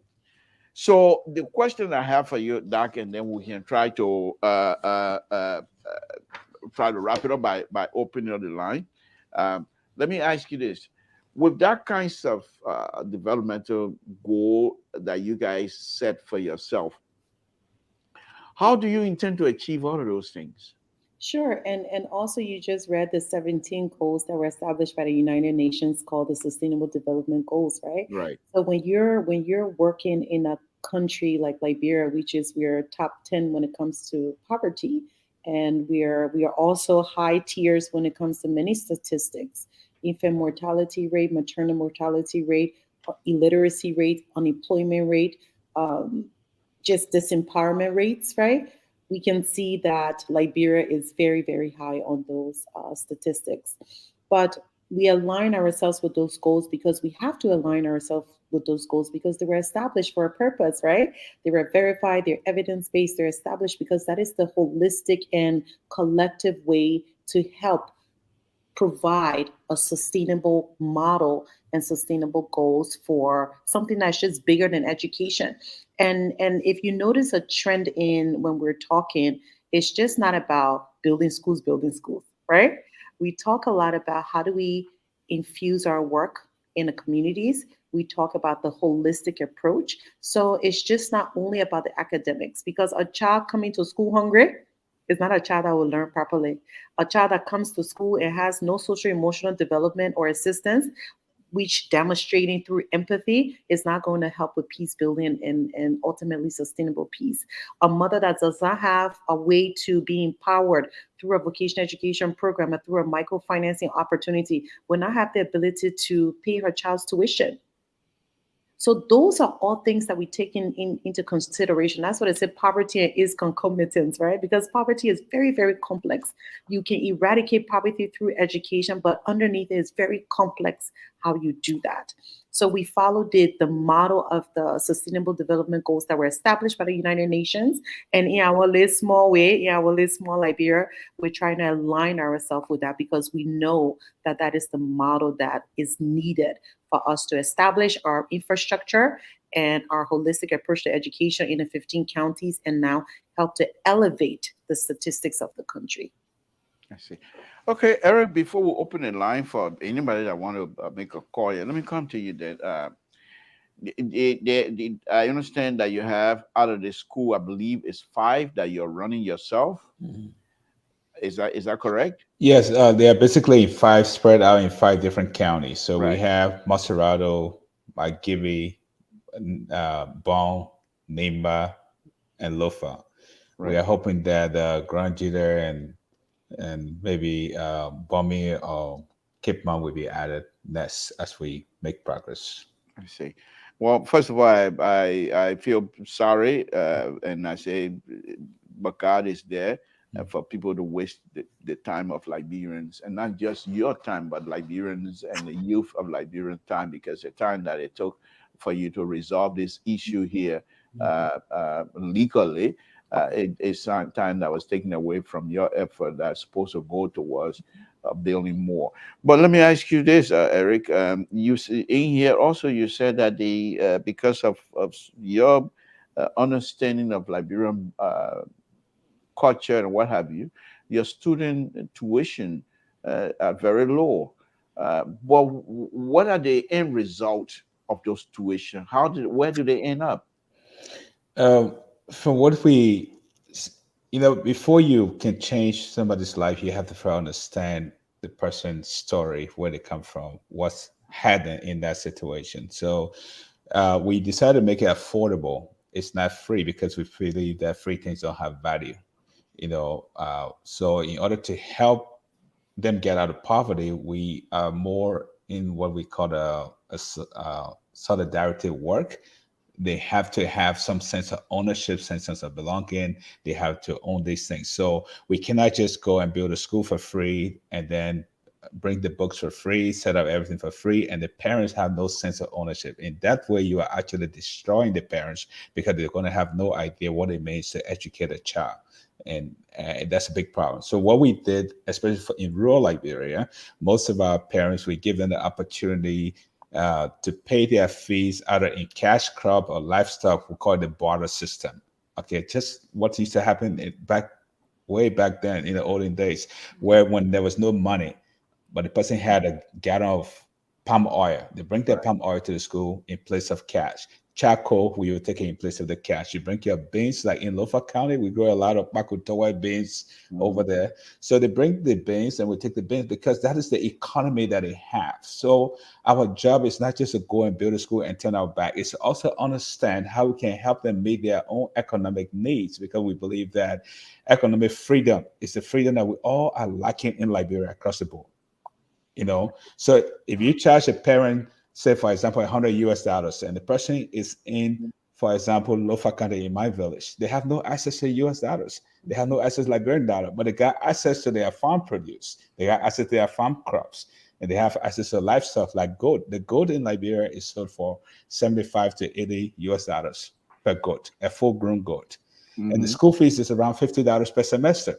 So 2 semesters will give you $100. But if you told that parent to give you $100, they're never going to be able to produce $100. But if you ask them to bring you one goat, they'd be more than happy to bring the goat. And then we would take the goat with the help of the local community people. They go and sell it and get their commission of the sales and bring the money back to the school, and the money is used to pay. So we convert these items and the materials. Even in the village where there is no money, the person may own a piece of land, and that land may have sand.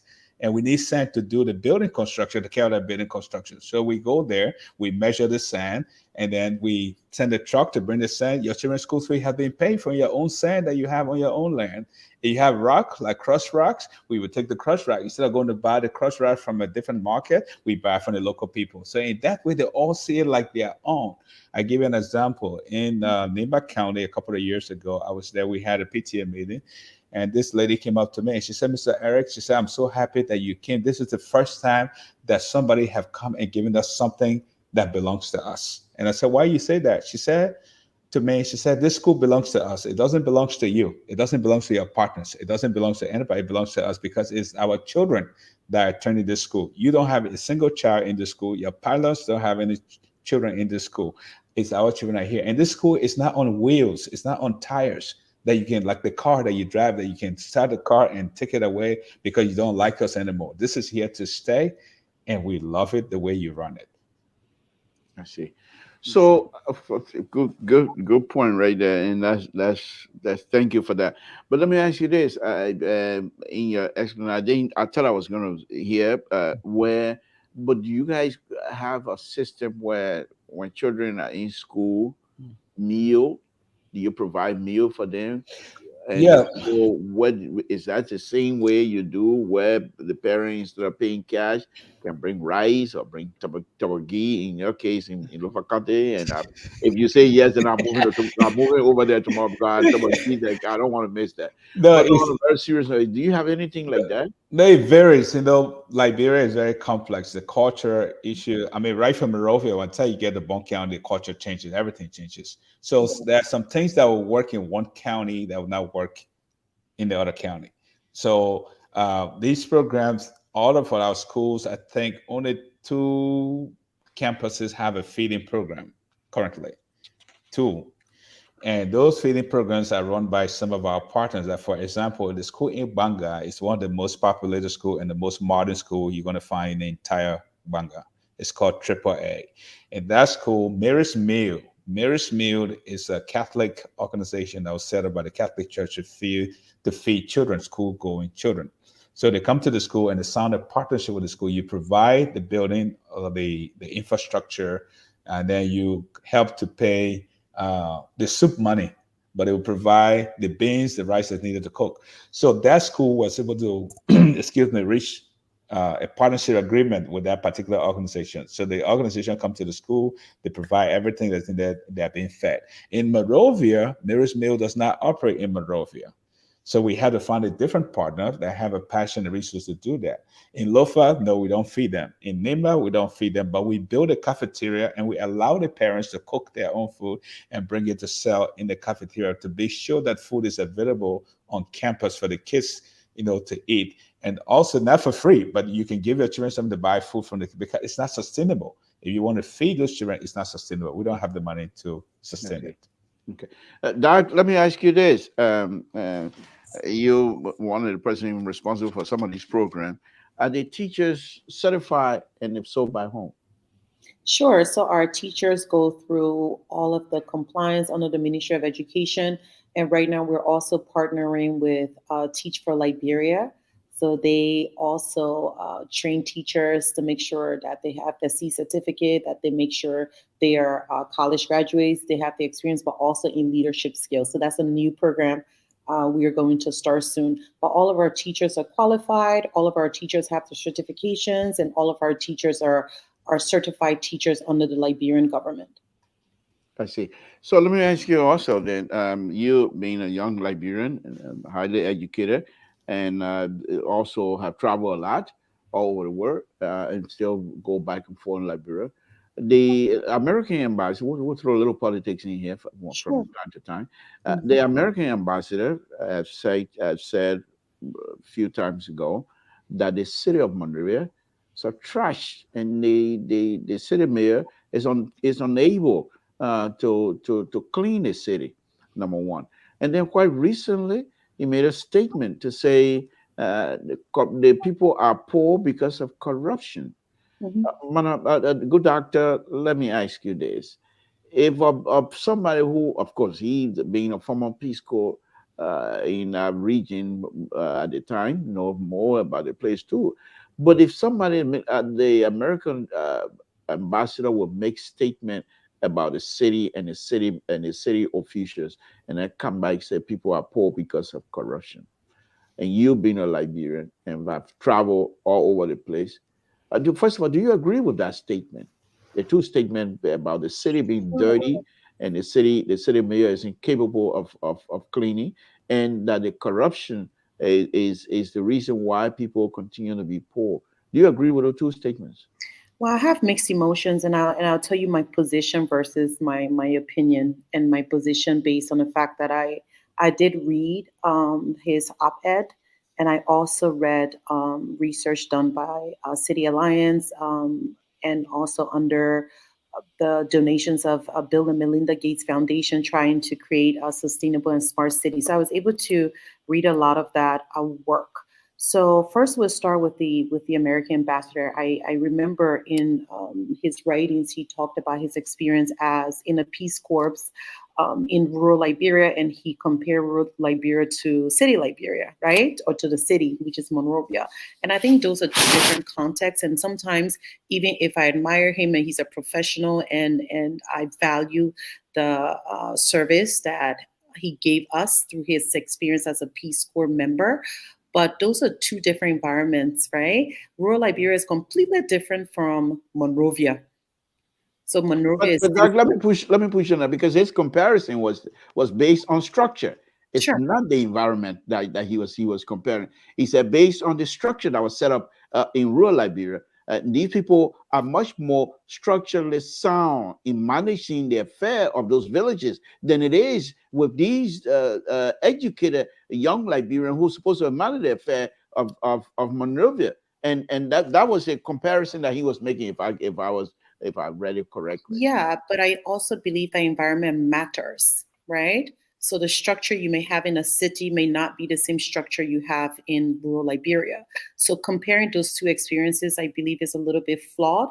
But I do agree with the fact that the city is challenged when it comes to waste management Good issues. doctor, can we agree the city is dirty? Sure, but I'm actually trying to lead to my answer. Okay. Yes. All right. Go ahead. Sure, we are challenged in Monrovia. The city is densely populated and we have waste management issues. But one thing I want to point out to you as well, because we look at these issues definitely always at a macro level, and the city government does play a big part in ensuring that the city is clean and making sure that they have the resources and infrastructure to accomplish this. But once you read these reports done by City Alliance, and I don't remember the technical terms now for those positions, but they worked, I think, 3 to 5 years to establish these community-based movements, right? Because what they acknowledge is the fact that even if we have the systems for the city government, individuals are also responsible to play a part in waste management. So, for example, Mr. Toll, when you are in your house, you take your trash from the garbage disposal. I mean, from the trash area, and what do? You take it to a designated location, right? So, what they were doing under City Alliance and under those fundings would make sure that they can empower through the resources and through the knowledge the everyday Liberian, so they understand the value that they add to this process as well. And they left, I believe, last year or not too long ago, and also with the challenge that people had difficulty following those rules. So I think we have a challenge at the macro level, but we also have challenge when it comes to the individuals in the community that need to participate and understand the value they have and participate also in this waste management issue. I see. Well, challenges. The mayor himself was here on Liberian Public Radio and made it that Liberia is challenged, and most of the city issue was a challenge to him as well. Mhm.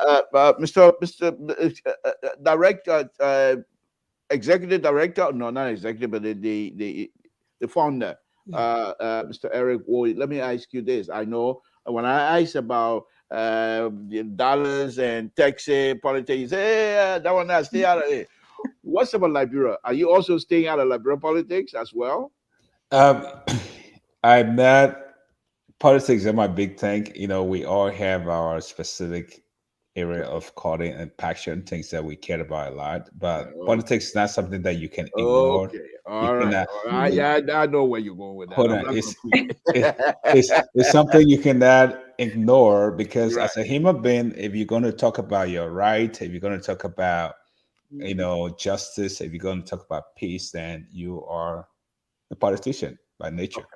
Okay. So what I want to say is Yes. that in Liberia, if the country is going to change, and the way we build a country, we build it from the top down. So the order comes from the top and it goes down to the bottom. In our organization, what we are doing, we are taking it from the bottom up. Okay, from the bottom up. And that's the way I think things, in my opinion, that's the way things supposed to go. Like, for example, you have seen some of the pictures of our school campuses in Liberia. They're very clean. Okay, we plant flowers. We want to teach the children. It's intentionally invited that people, when they get there, they know this. I was gonna ask that. I said, whether you have a landscaper that will come in and do the landscape, because it's those things, they're not only planting the flower, but they are planted purposely, and that's something you will find as a result of somebody who have done a serious landscaping in that area. So I was wondering if you guys No, have those kinds of. that is just mean. I, saw that, to change somebody's life, you have to change the environment. You have, or you transform the environment. Okay. You cannot leave somebody, for example, in Town or West Point, and you want to transform them 100%. It's not going to work in that environment because of the environment. So two things you can do. You can either go to that environment, transform the environment and keep them there, or you take them out of that environment into a new environment that will give you the opportunity to do the kind of work you want to be able to do with them. So in our school, we know that the parents and the kids live in homes where they don't see flowers, they don't see commode, they don't see running water, they don't see computer, library, all these wonderful things we've been talking about tonight. They don't see those things in other schools. When they come into our space, okay, we want to be able to change that. So like I always told the DAG, our mission is to bring America to Liberia. It's not to take Liberia to America, because that's not going to work. It's a lot easier for us to bring the values that we have learned in foreign countries, whether it was in Ivory Coast, Ghana, the United States, bring those values with us home and let our people know there's a problem here that we need to solve. And we all can do this together. So, for example, like she was right to saying, the doctor was saying about the city of Monrovia. Well, if people were told to sit and wait that we're going to pay people to come and clean your street for you, we're going to give you money, we're going to give you grant, and we're going to hire people to come and clean the street for you, what are you doing? You taking that responsibility that they need. Not sustainable. It's Yeah. not sustainable. You're taking that away from them. This is why when we go to build a school, the last time I told you last week when we spoke, that we don't go to a place where we are not invited. When you invite us, we will tell you exactly what we expect of you, what role you are supposed to play. Okay, I don't think it's right. Like the schools that we built, for me to go and pay somebody special to come and sweep the classroom for us. I think the parents, the school leadership, I think the local community need to take ownership of these things. If the place belongs to you, you will own it. You will control what happened in that space. But if somebody else is controlling it, it means it does not belong to you. So if Liberia belongs to us, if we own Liberia, then we would take charge of cleaning Liberia, we take charge of protecting Liberia, we take charge of everything in Liberia, and we'll tell the outside world what kind of help that we need to get to where we want to go. The outside world cannot come and tell us what we need. We are the one to tell them what it is that we need and how they can help. That's my philosophy. That's what I think. That's your philosophy, and then that's a good one. That's a good one. But thank you, thank you. I will now go ahead and open the line, and hopefully we'll get some call while we're waiting for people to call or what have you. Let's continue the conversation for another 10, 15 minutes or so, because I know we've been here 1 hour now, 1 hour and a half. So let me go through the process, folks. If you want to give us a call here, please do so. Samson told Brown Public Radio, my guest this evening, Dr. Fateh and Eric Ward, who is the executive director of the Okay. Change Network, Change Agent Network, and they're here with me tonight. And I think they've been answering most of my question here, and I really appreciate that. But let me put the number up again, so that those of you that want, the number is up there. If you want to participate, you can give us a call. Um, but let me ask you this, Eric, from a personal standpoint. You are from Lofa. What are your parents or relatives or sibling? What do they think of all of these things that you're doing? What are their own? Um, if you can uh, or suggest or whatever. But what do you think of some of the conversation they've been having with you? What are some of the important things they do and don'ts that they're trying to suggest to you? Well, it's been a very with my parents. I think in my whole family right now, I have just two persons that are very close to me that are kind of involved with what we're doing. It's just overwhelming for most of them to even process that. Somebody coming from Feasible Town, WOWOH, having that WOWOH as the last name, and coming to America and doing all this stuff in Liberia. My parents cannot even fathom. They can't even begin to process how all of this came about. And what I tell them all the time is that this is when the real change comes into place. Like the university that would be in Lofa. It's never happened before. So most time when I'm in Liberia, they just like, okay, so just a God thing, that we are shocked. We grew up here, we live here together. But the reason why I really got involved with education, Mr. Toy, is because I believe to change a man's life, you don't worry about changing his clothes, his shoes, the food he eats, where he sleeps. You change here. Once you change the mind, everything else will be taken care of. He would decide what kind of clothes to wear. He would decide where to go get his food, when to go get that food, how to get that food. So that is what we call true empowerment. So our job is more towards solidarity and empowerment of people, so they take ownership of it. So when I'm in Liberia with my parents and everybody else, I talk to them about these things. You know what? The reason why we're having all these issues of poverty and all these problems is because people are not empowered. Once they're empowered, they're able to provide for themselves. They start to make decisions. They start to have choices, and that will lead to total freedom. But in the absence of those things, we'll always have this problem. And instead of empowering people, most time in Liberian culture, we try to manipulate them instead of empowering them. It's almost like a business transaction. So when I'm home, it's difficult to have this conversation because we've been used to the handout for so many years that people just say, well, you brought the money, you bring the money, they eat the money. I remember in my own village, Mr. Cho, when I went for the land in that village to build that university in 2010, my uncle, he's late now, came up to me. He said, that money that you brought, we had to eat some. We eat it. There was some money, our child mom brought money here, we eat some. No matter what you do, we eat some of that money. In spite of everything I tried to explain to him, he said he couldn't just understand it. Why would you do this? And then people try to hold you like you are the United Nations. You brought this money and you're just supposed to share it around. But this is what I did after these allegations I just told you about, that you just read about at the school in Banga. Before I left from Liberia in January, I had a meeting with the teachers and the administrators. Most of them seem to respect the white folks more than the Liberians that are coming home to do work. Once you bring white men in the room, everything changes. That white man is your boss. That white man is in charge of everything that a white man enjoying your life. So I had to tell them this. I'm a Liberian just like you.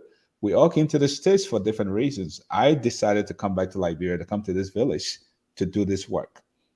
One day, I can assure you, I'm going to get old. I will stop doing this work that I do. And then what will you do when I get old? If you learn to depend on me to provide your food, educate your children, do everything for you, what will you do? I decided to Yeah, I'm listening. Yeah. So what will you do? What will you do if... Can you hold on 1 minute, Eric? Yeah. Hello, the caller. Are you calling to participate in this conversation? Yes, sir. Are you? Yes. Okay. All right. Okay. Let Eric land, then we'll come to you, please, if you don't mind. So I told him, I said, we are happy to bring the money from the States to help you. Excuse me, Eric. Can you lower your monitor back there so that we'll be able to hear ourselves as well? Yes, I am. Okay, thank you. Go ahead, Eric. Finish it up. So I told him, I said, I'm here to help you if you are waiting. Okay, but there's going to be a day that one day I'll travel to the States. I may never come back to this village. And then what will you do if you learn to depend on me? There'll be a day that one day I may not like you anymore. And then what will you do? There'll be a day, one day my own resources will run dried. And when my resources dried up, what will you do? So why I'm here, and this is a message for all Liberians, why the opportunity exists, seize the moment. Go for it. Embrace it. Take ownership of it. And that's the only way, truly, we're going to be free people. Thank you. Okay, sir, go ahead.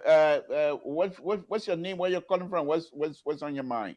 My name is Ibrahim from Washington, D.C. Okay, all right, Ibrahim. Go ahead. What's your question or comment? Well, my comment was the company that I work for, we usually do sometimes donate especially to Liberia, and because I'm Liberian and so on. So they usually do it. What I found out that donating to these NGOs that are in Liberia,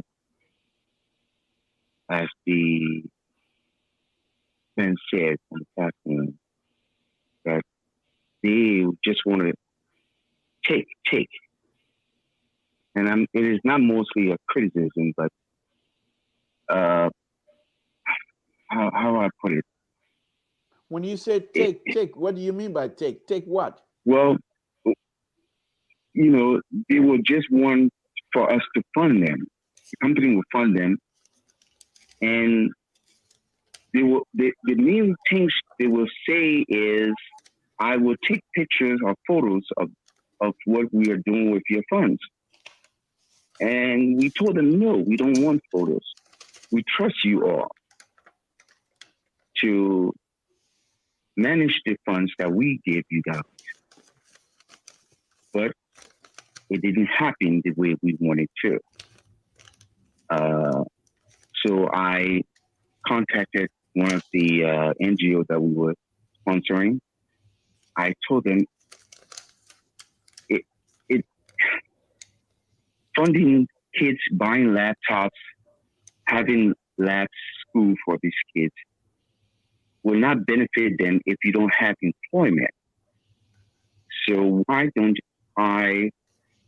you contact those companies or those industries in Liberia that we can talk to them, that if they're willing to hire anyone that is in the lab school, we will fund these lab schools, and then they will have that avenue to support themselves.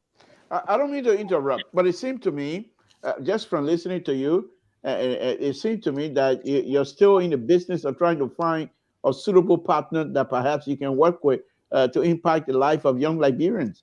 Am I correct? Yes, you're correct. Okay, so if that's the case, why don't you investigate these two young people that I have here tonight? You heard they've been here now for more than an hour, and basically, it was supposed to be an interview, but it pretty much like a quiz here tonight, where their website is on there, and they will tell us what their website is, and perhaps I will ask that you look into that, and maybe you can exchange information with the executive director of the board member, and maybe they will contact you, and you maybe, because I think just from listening to you, and I could be wrong, but I'm not afraid to being wrong, and so I could be wrong, but it seemed to me that maybe for some, I detect some sort of a frustration level in that you want to help, but the partnership are failing you, and so if that's the case, I would suggest. I've looked into these. I don't know this company, but I did my little reading, one or two, and I think if you do that yourself and try to satisfy your curiosity, and maybe perhaps you will find that these two. If you don't mind me, so I did. I just went online and contacted this gentleman that is there.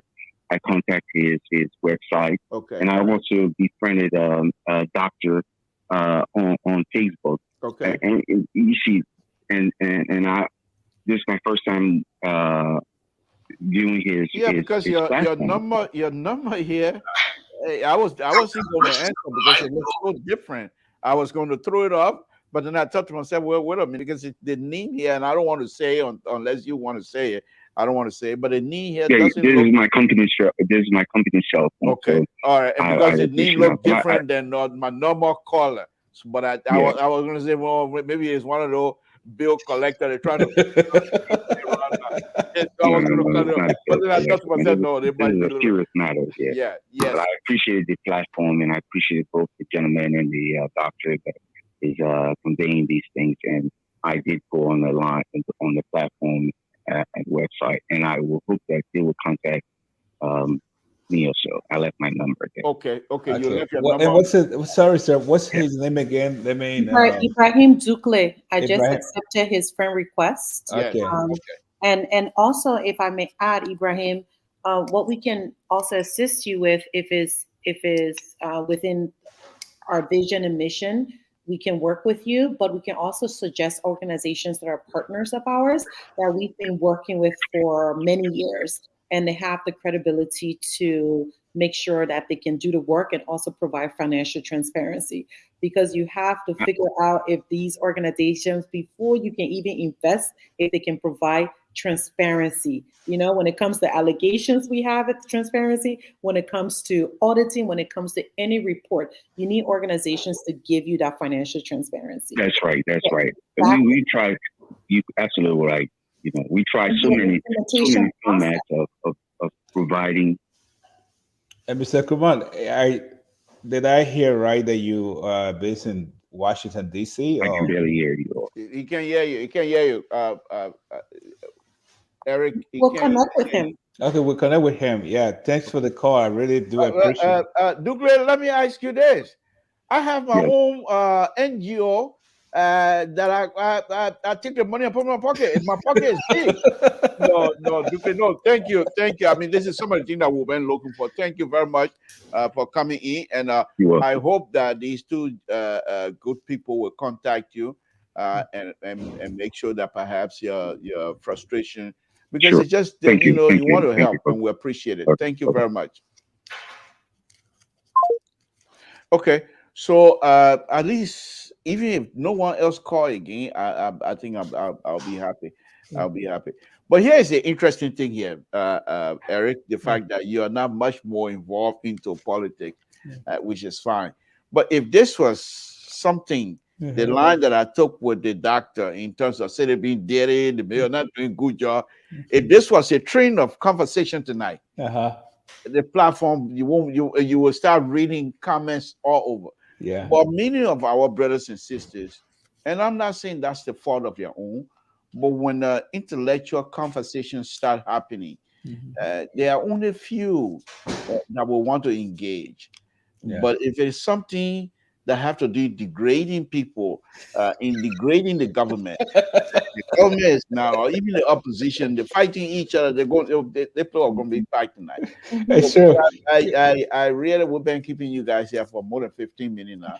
I really enjoyed this conversation. And my number is out there, 916-533-2048. If any of you are a good doctor and area, if any of you want to contact us, you and want to talk more, or there's some issues or some promotional things that you want us to cover and something like that. My executive director is in Liberia right now, Mr. Alfonso Zionso is in Liberia. He usually handle those kinds of stuff. But I tell you, I bring you guys on because the reason is you're building schools, but you're not on top of the hill, mountain hilltop looking for a senatorial position in Lofa County because you build school.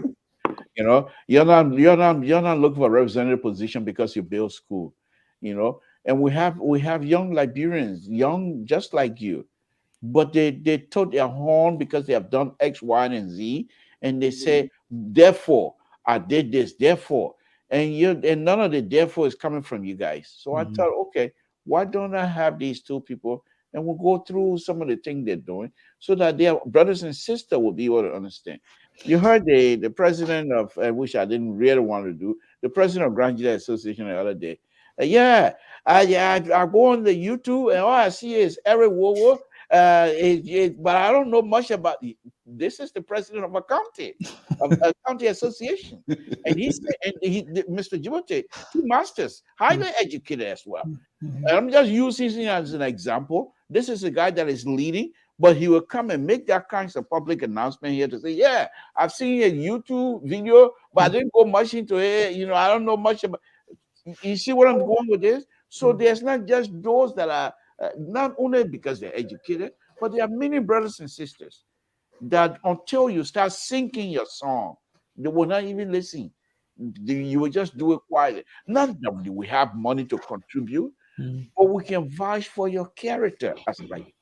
Yes, yeah. Because as I stated here earlier, the character is what you have for people to trust in you and be able to give you what they want. Because believe it or not, Liberians are bad. I say so. As Samson told says so. They're very bad in terms of dealing with each other. And here's what they don't understand. Most of the cussing they will do, they do on social media. Most of the accusing wrongly or rightfully, whatever it is, they do on social media. And these people, you, Eric, now, you go to these people and say, look, I have issue in Liberia. Yeah, X, Y, and Z. I'm going to need your help. I say, okay, well, go right here. Let us get back with you.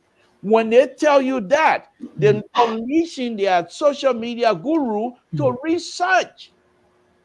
And when they put Liberia in there, all the cussing. They say, people they want to help. Look at it, and they don't just cuss. So that is so true. That is so They true. That's leave the reality. video. Mm-hmm. One other lady cussing his Facebook chief. Uh-huh. Don't say Uh-huh. they don't relate to us. We like. Uh-huh. Uh-huh. I'm serious. It's It's, out there. it's true. So, no, on a very serious matter, if you go to contact people to help you, this thing comes up, and then they say, okay, smart people among them will say, look, let's look a little bit more. Let's leave the general population. Let's deal with his character, and then they do a background check and all these kinds of stuff. So the only thing that you have is your character.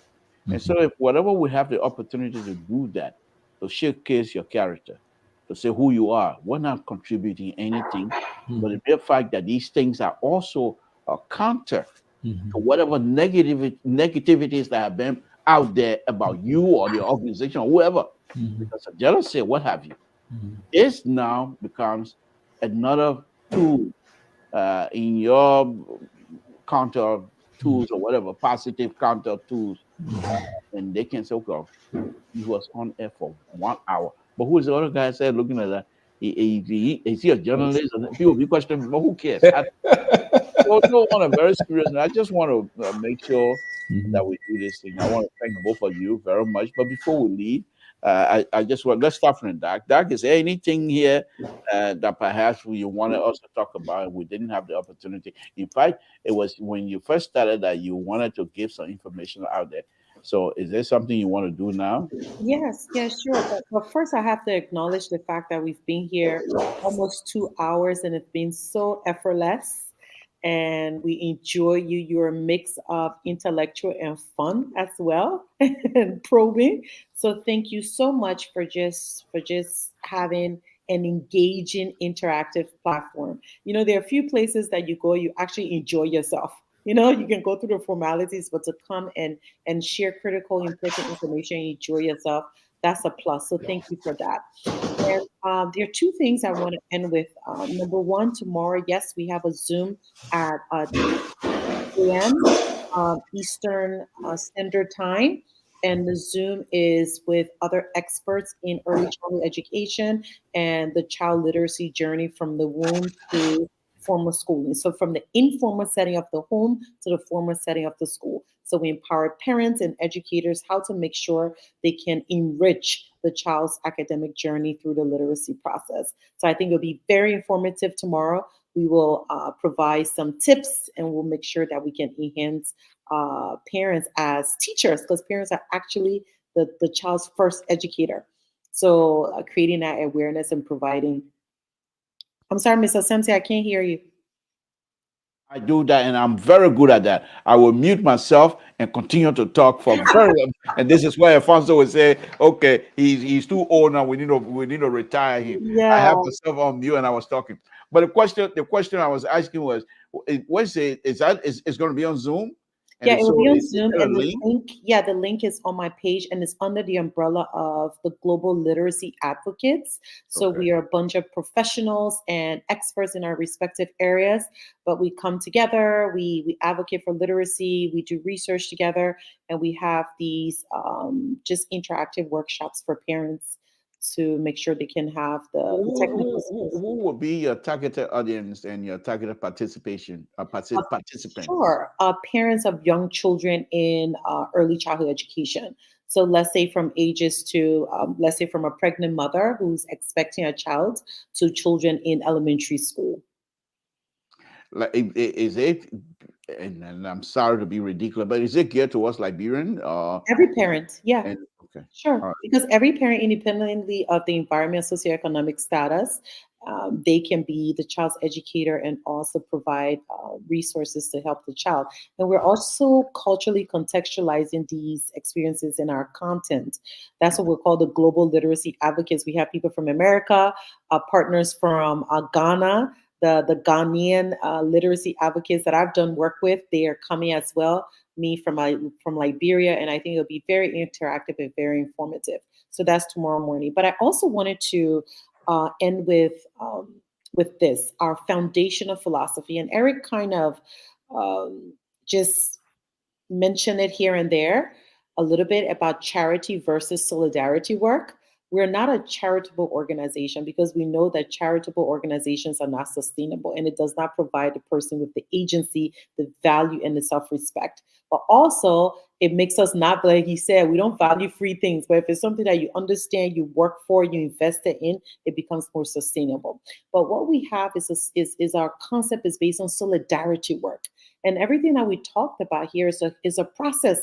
Every question you ask us, you hear that we have a specific process that we follow. We engage, and we do not enter these spaces to say we are the experts, we're the technocrats, we're the intellectuals, we're the ones that have access to the resources, and we're going to impose our values and knowledge onto you. But solidarity work is based on the fact that you enter these spaces as a learner and you understand the culture and you now understand what empowerment means to those people, because an empowerment a message or what empowerment means to a woman in Lofa is actually different from empowerment for a woman me here sitting in America, or even different from a city person in Monrovia. So understanding the different dynamics in these different spaces, but knowing that we invested as learners and we're working with the people. Like we said, you don't invite us, we don't come. If you're not invested, we're not invested also. This is the collective effort. So we don't come and provide charity, but we come and we roll up our sleeves, we get into the trenches with you, and we do the work together. So it extends to that grassroots movement of elevating the people and work with the people. So we don't worry about who's at the top. We don't worry about the macro level, the president, the senators. That's our least of our concerns. We're worried about how do we now work with the communities and empower them and give them the skills necessary to elevate themselves through education. I see. Eric, are you still with us? Hello. Yes, sir. I was on mute. Sorry, I'm still with you. Okay. Yeah. Go ahead. Is there something that you think we needed to talk about and we're not able to bring it forth? If you want to, Mr. I'm down. Mr. To, you've been very generous with your time from the first time we met you to now. And I would talk about myself personally. The reason why you have not seen me talk a lot, I'm not out there in the eyes of the public talking about how wonderful and amazing we are or what we've done, it's because I believe most of the work that we're doing today in Liberia is long overdue. It's long overdue. These are things that should have been done many, many years ago, even before we were born, but they were never done. So for me, it's like we're doing a catch up.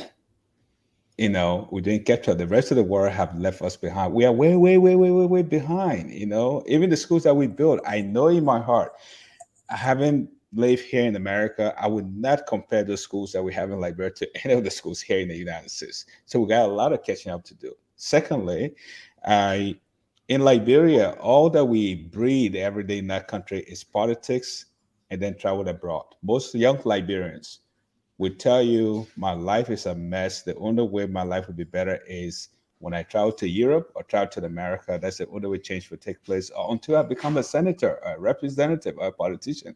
So we have destroyed the ability of our young people to be creative, to be innovative, to be hardworking. So we destroy all of that. And everybody now just in the morning, we all tune into our radios and listen to the latest bombshell information, the other one, that other one. And so the young people now have nothing to offer. And every year we are graduating these people in their numbers. The University of Liberia is bringing them out. UMU is bringing them out. Santa Maria is bringing them. All the universities are producing these people for non-existing jobs. And none of them thinking about, okay, what can I do to create my own job and employ other people eventually to become an employer? So we all want to climb the ladder, but nobody wants to build the ladder.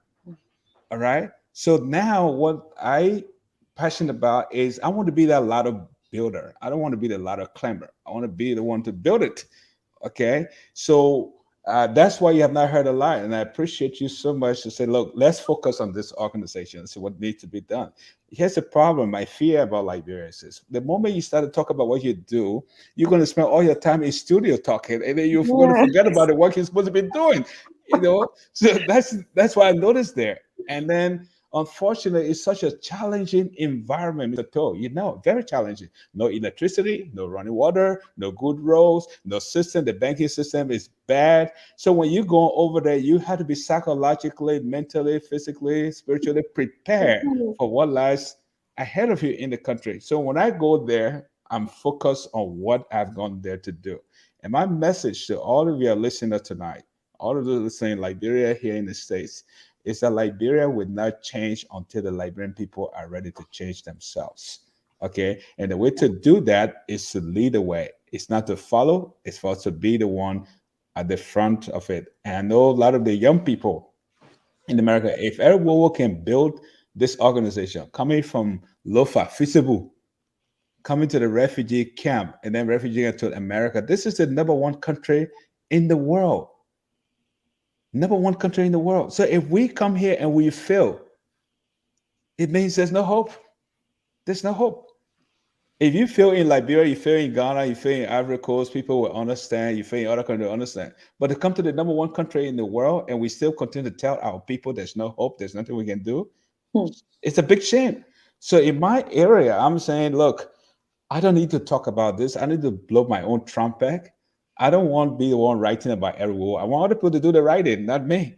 That other young Liberians could be inspired. I want to be like Eric, that we can become the role models that other young people can follow. Some of them can start to dream.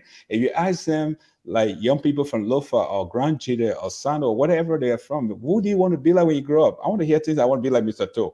I want to be like Stefan Dato Forte. I want to be like Eric WOWOH. That we begin to present to them our own role models. We become the coaches and the foundation builders that they can train, that they want to be like the late Samuel Doe, want to be like Ellen Johnson Sirleaf. Those role models is what we have missing. So right now we live in a society where we have no role models, we have no coaches, we have no mentors, and that's the role we're trying to build. And it's strange. So I just want to say thank you. This is the first time, I'm promising this, it's the first time I ever be on any podcast or radio program or program like this, and it took me about 2 hours just talking about what we do. So I truly appreciate it. And I think it's a new start because of all these allegations. We're going to have to do a lot of work to talk more about it because people just don't know. So I appreciate you, sir. Okay. All right. Well, thank you, guys. We've been here 2 hours, exactly 2 hours now. I know you guys tomorrow, come Monday, we have everybody going to be doing things. I want to thank you guys very much. Doc, thank you. Thank you. My number is there. If any of you want to contact me, I'm always available. Whatever we can do together to move this country forward, we'll do so. In terms of publicizing what you guys are doing is something that I have great interest in as well. Not just because I want to showcase a good doctor who is also my cousin, a doctor from Longtown. I want to showcase her any time of the day, any time, so people will know that we got doctor from Longtown. So because the only thing they know about us people from Longtown, we can eat fish because they say when you're eating fish, no serious stuff, serious stuff. How you know that one? Oh, your mom been telling you, yeah. Pumpkin choke because when I trying to give my son fish and be careful, she say, pumpkin choke us. Pumpkin choke us. We can never get choke on fish, because our tongue, we can separate the bones from the, and that's true story. Separate from the bone from the flesh. Bone can choke anybody from the world. Nobody. Bone can choke us. But anyway, thank you. Wow. You're connected. You are truly connected. More connected than they know. Yes, I would say. So the Martha have done a wonderful job. She sends her greetings as well. Yes, thank you. Hello to you. Yeah. Okay, thank you. I say hi to her as well. But anyhow, thank you guys very much. Please, go ahead. That you want to say something? No, you're muted now. You're muted. You're muted. Let me see if I can. Yeah, Go ahead. I said we look forward to seeing Kansas City 2 weeks from today. Oh, okay. Yeah, yeah. I hope to make that. I hope to make that. That'd be So, great. Yeah. all right. Good Mr. night. Two, where are you based out of, sir? Yes, yes, sir. Where are you based out of? I'm in Sacramento, California. Sacramento. Oh my goodness, all the way up there. Okay. Yeah, yeah, way out. All Yeah. right. Thank you so much for the time, sir. Thank you. We are grateful. Thank Thank you. you. Have a Thank good you. evening. Thank you. Okay. everyone. Good night to you. Thank you. All right. Again, folks, Samson to Liberian Public Radio. This is what we do, and this is what we do best. We come out here, showcase people, and we do this so that at least our brothers and sisters will have a clear understanding of what we do and how we do it. Because to have these young people and to come out here, and I was quite prepared for them, to be honest with you, because I thought it was very interesting because they're young. And many of you young people, you know, to be young and be involved in these kinds of things, it takes times away. When I was that age, that football would kill me, that nyama nyama would kill me, that yo would kill me. Nothing. You think I got time to come go raise money for school business in total? I beg you. But as I get older now in my interests have changed. And this is what is interesting and wonderful about many of you young people. You don't wait to be old to have your interest change. Far from it. Your interest for the country and your interest for your brothers and sisters is already high. And one of the things that I noticed, many of you that went through the war, went through most of the refugee camps, it seemed to me, and I could be wrong, but I'm block cool. You ain't fame more. My ain't fame no more. What you do to me? Nothing. I would say it. But it seemed to me that many of you, when you were on these refugee camps, many of you were thinking, the day God help me, I get out of here, I will do what I can to help my people. And that's a foundation many of you have. And that's the difference between you and many of us. Those of us that came way before the war. When I was here, young man, the day I get the opportunity, I would like to be I'll be the Sabah Maya, I'll be the Mama Musa, all the football great heroes, Santo Maria. And so when I got here, that football business on.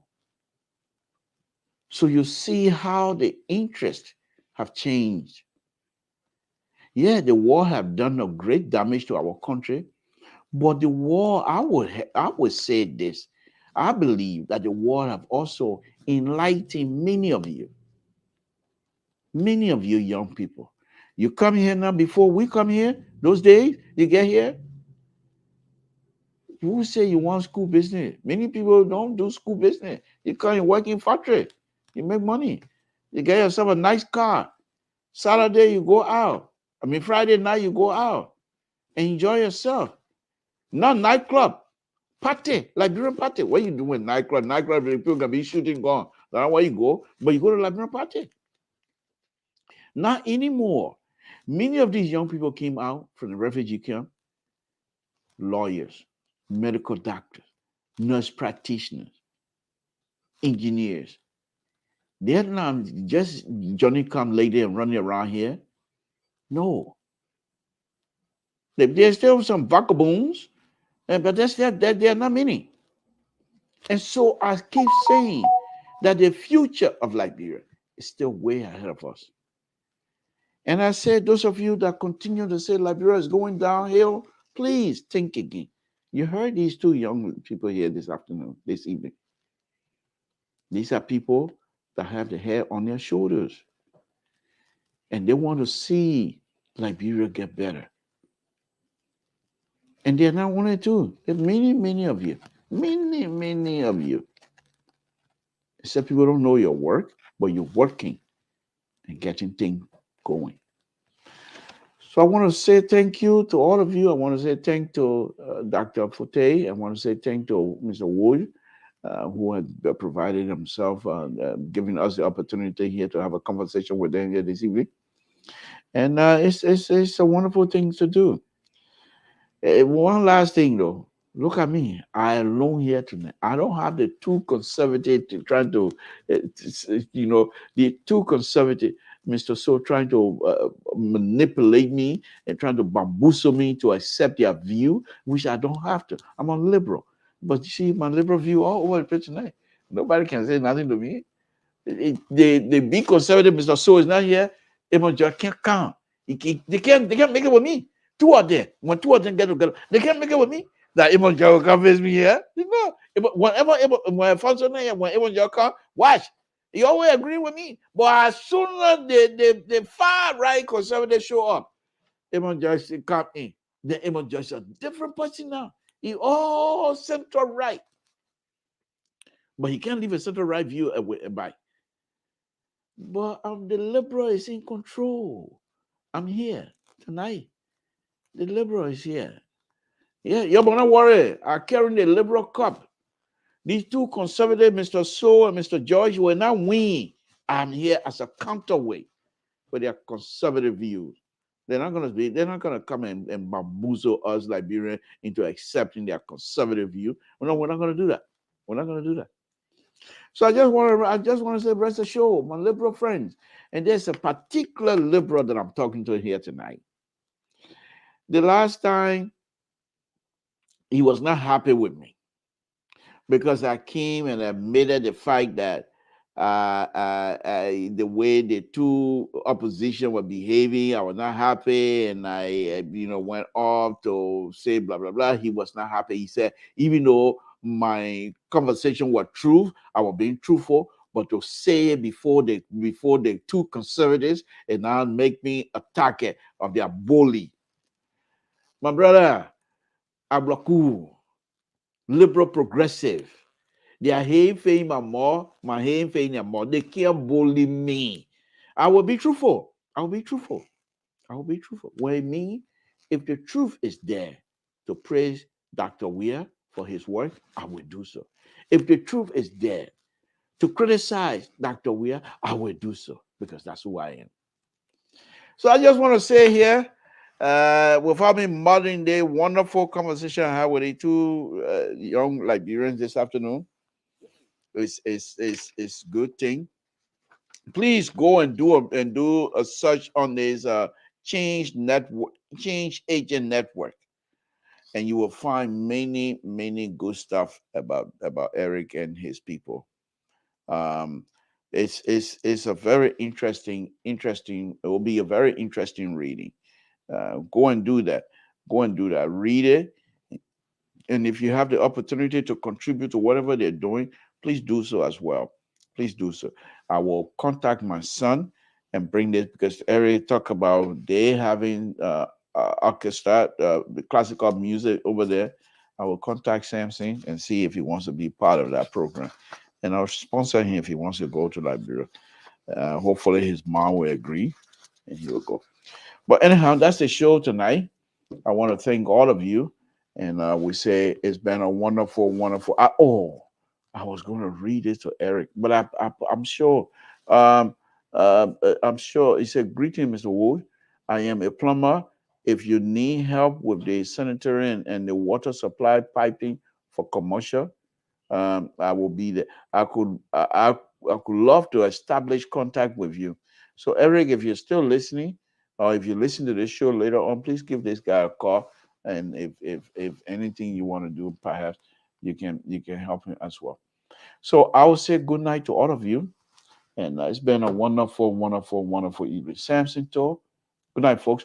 Hopefully, Mr. So will be back here next week, and we will start our regular show. But in the meantime, from time to time, I will continue to provide my liberal view. And you're conservative, you don't want to listen to my liberal view, you better come here. Let me impact on you. The conservative Liberians among us. Let me impact on you. The liberal view. So that you will be good to all of us. Because the conservatives, their view, I don't know. So please, the conservative Liberian among us, come to my show. Let me help you to become a real liberal.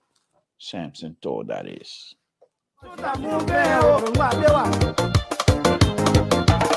Araluki.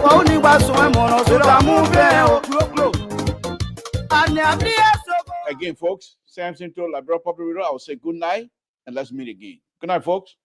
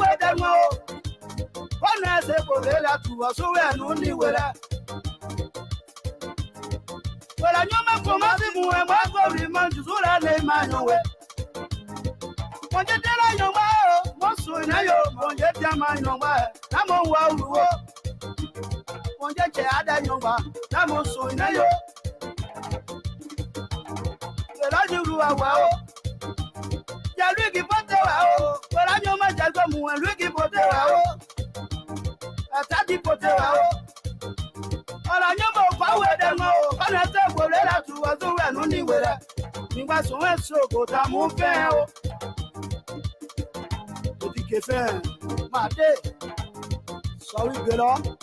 Bébé Carré, les achats du soir le lundi. La fino. Ase Itawema, Berodi. Yala, Stéphanie. C'est de Côte d'Ivoire. Ouais. Comment ouais d'alma, on a fait pour la tout à tout à l'univers. Tout à fait la division, l'oyon tout à mon père. Yamone potera, very juicy potera. Lipa ya mwiso, iba hindi. Koko wedemo, wakuma ye nyamuo. Koko wedemo saru wakuma ye nyamuo. Njeblo yonjuwe baka nenje yode. Jenyomwe mono nenje yode. Wakuma ye nyamu. Mombo kwa wedemo suwe wakuma ye nyamuo. Je rappelle que l'oignon José que Wano le yondei.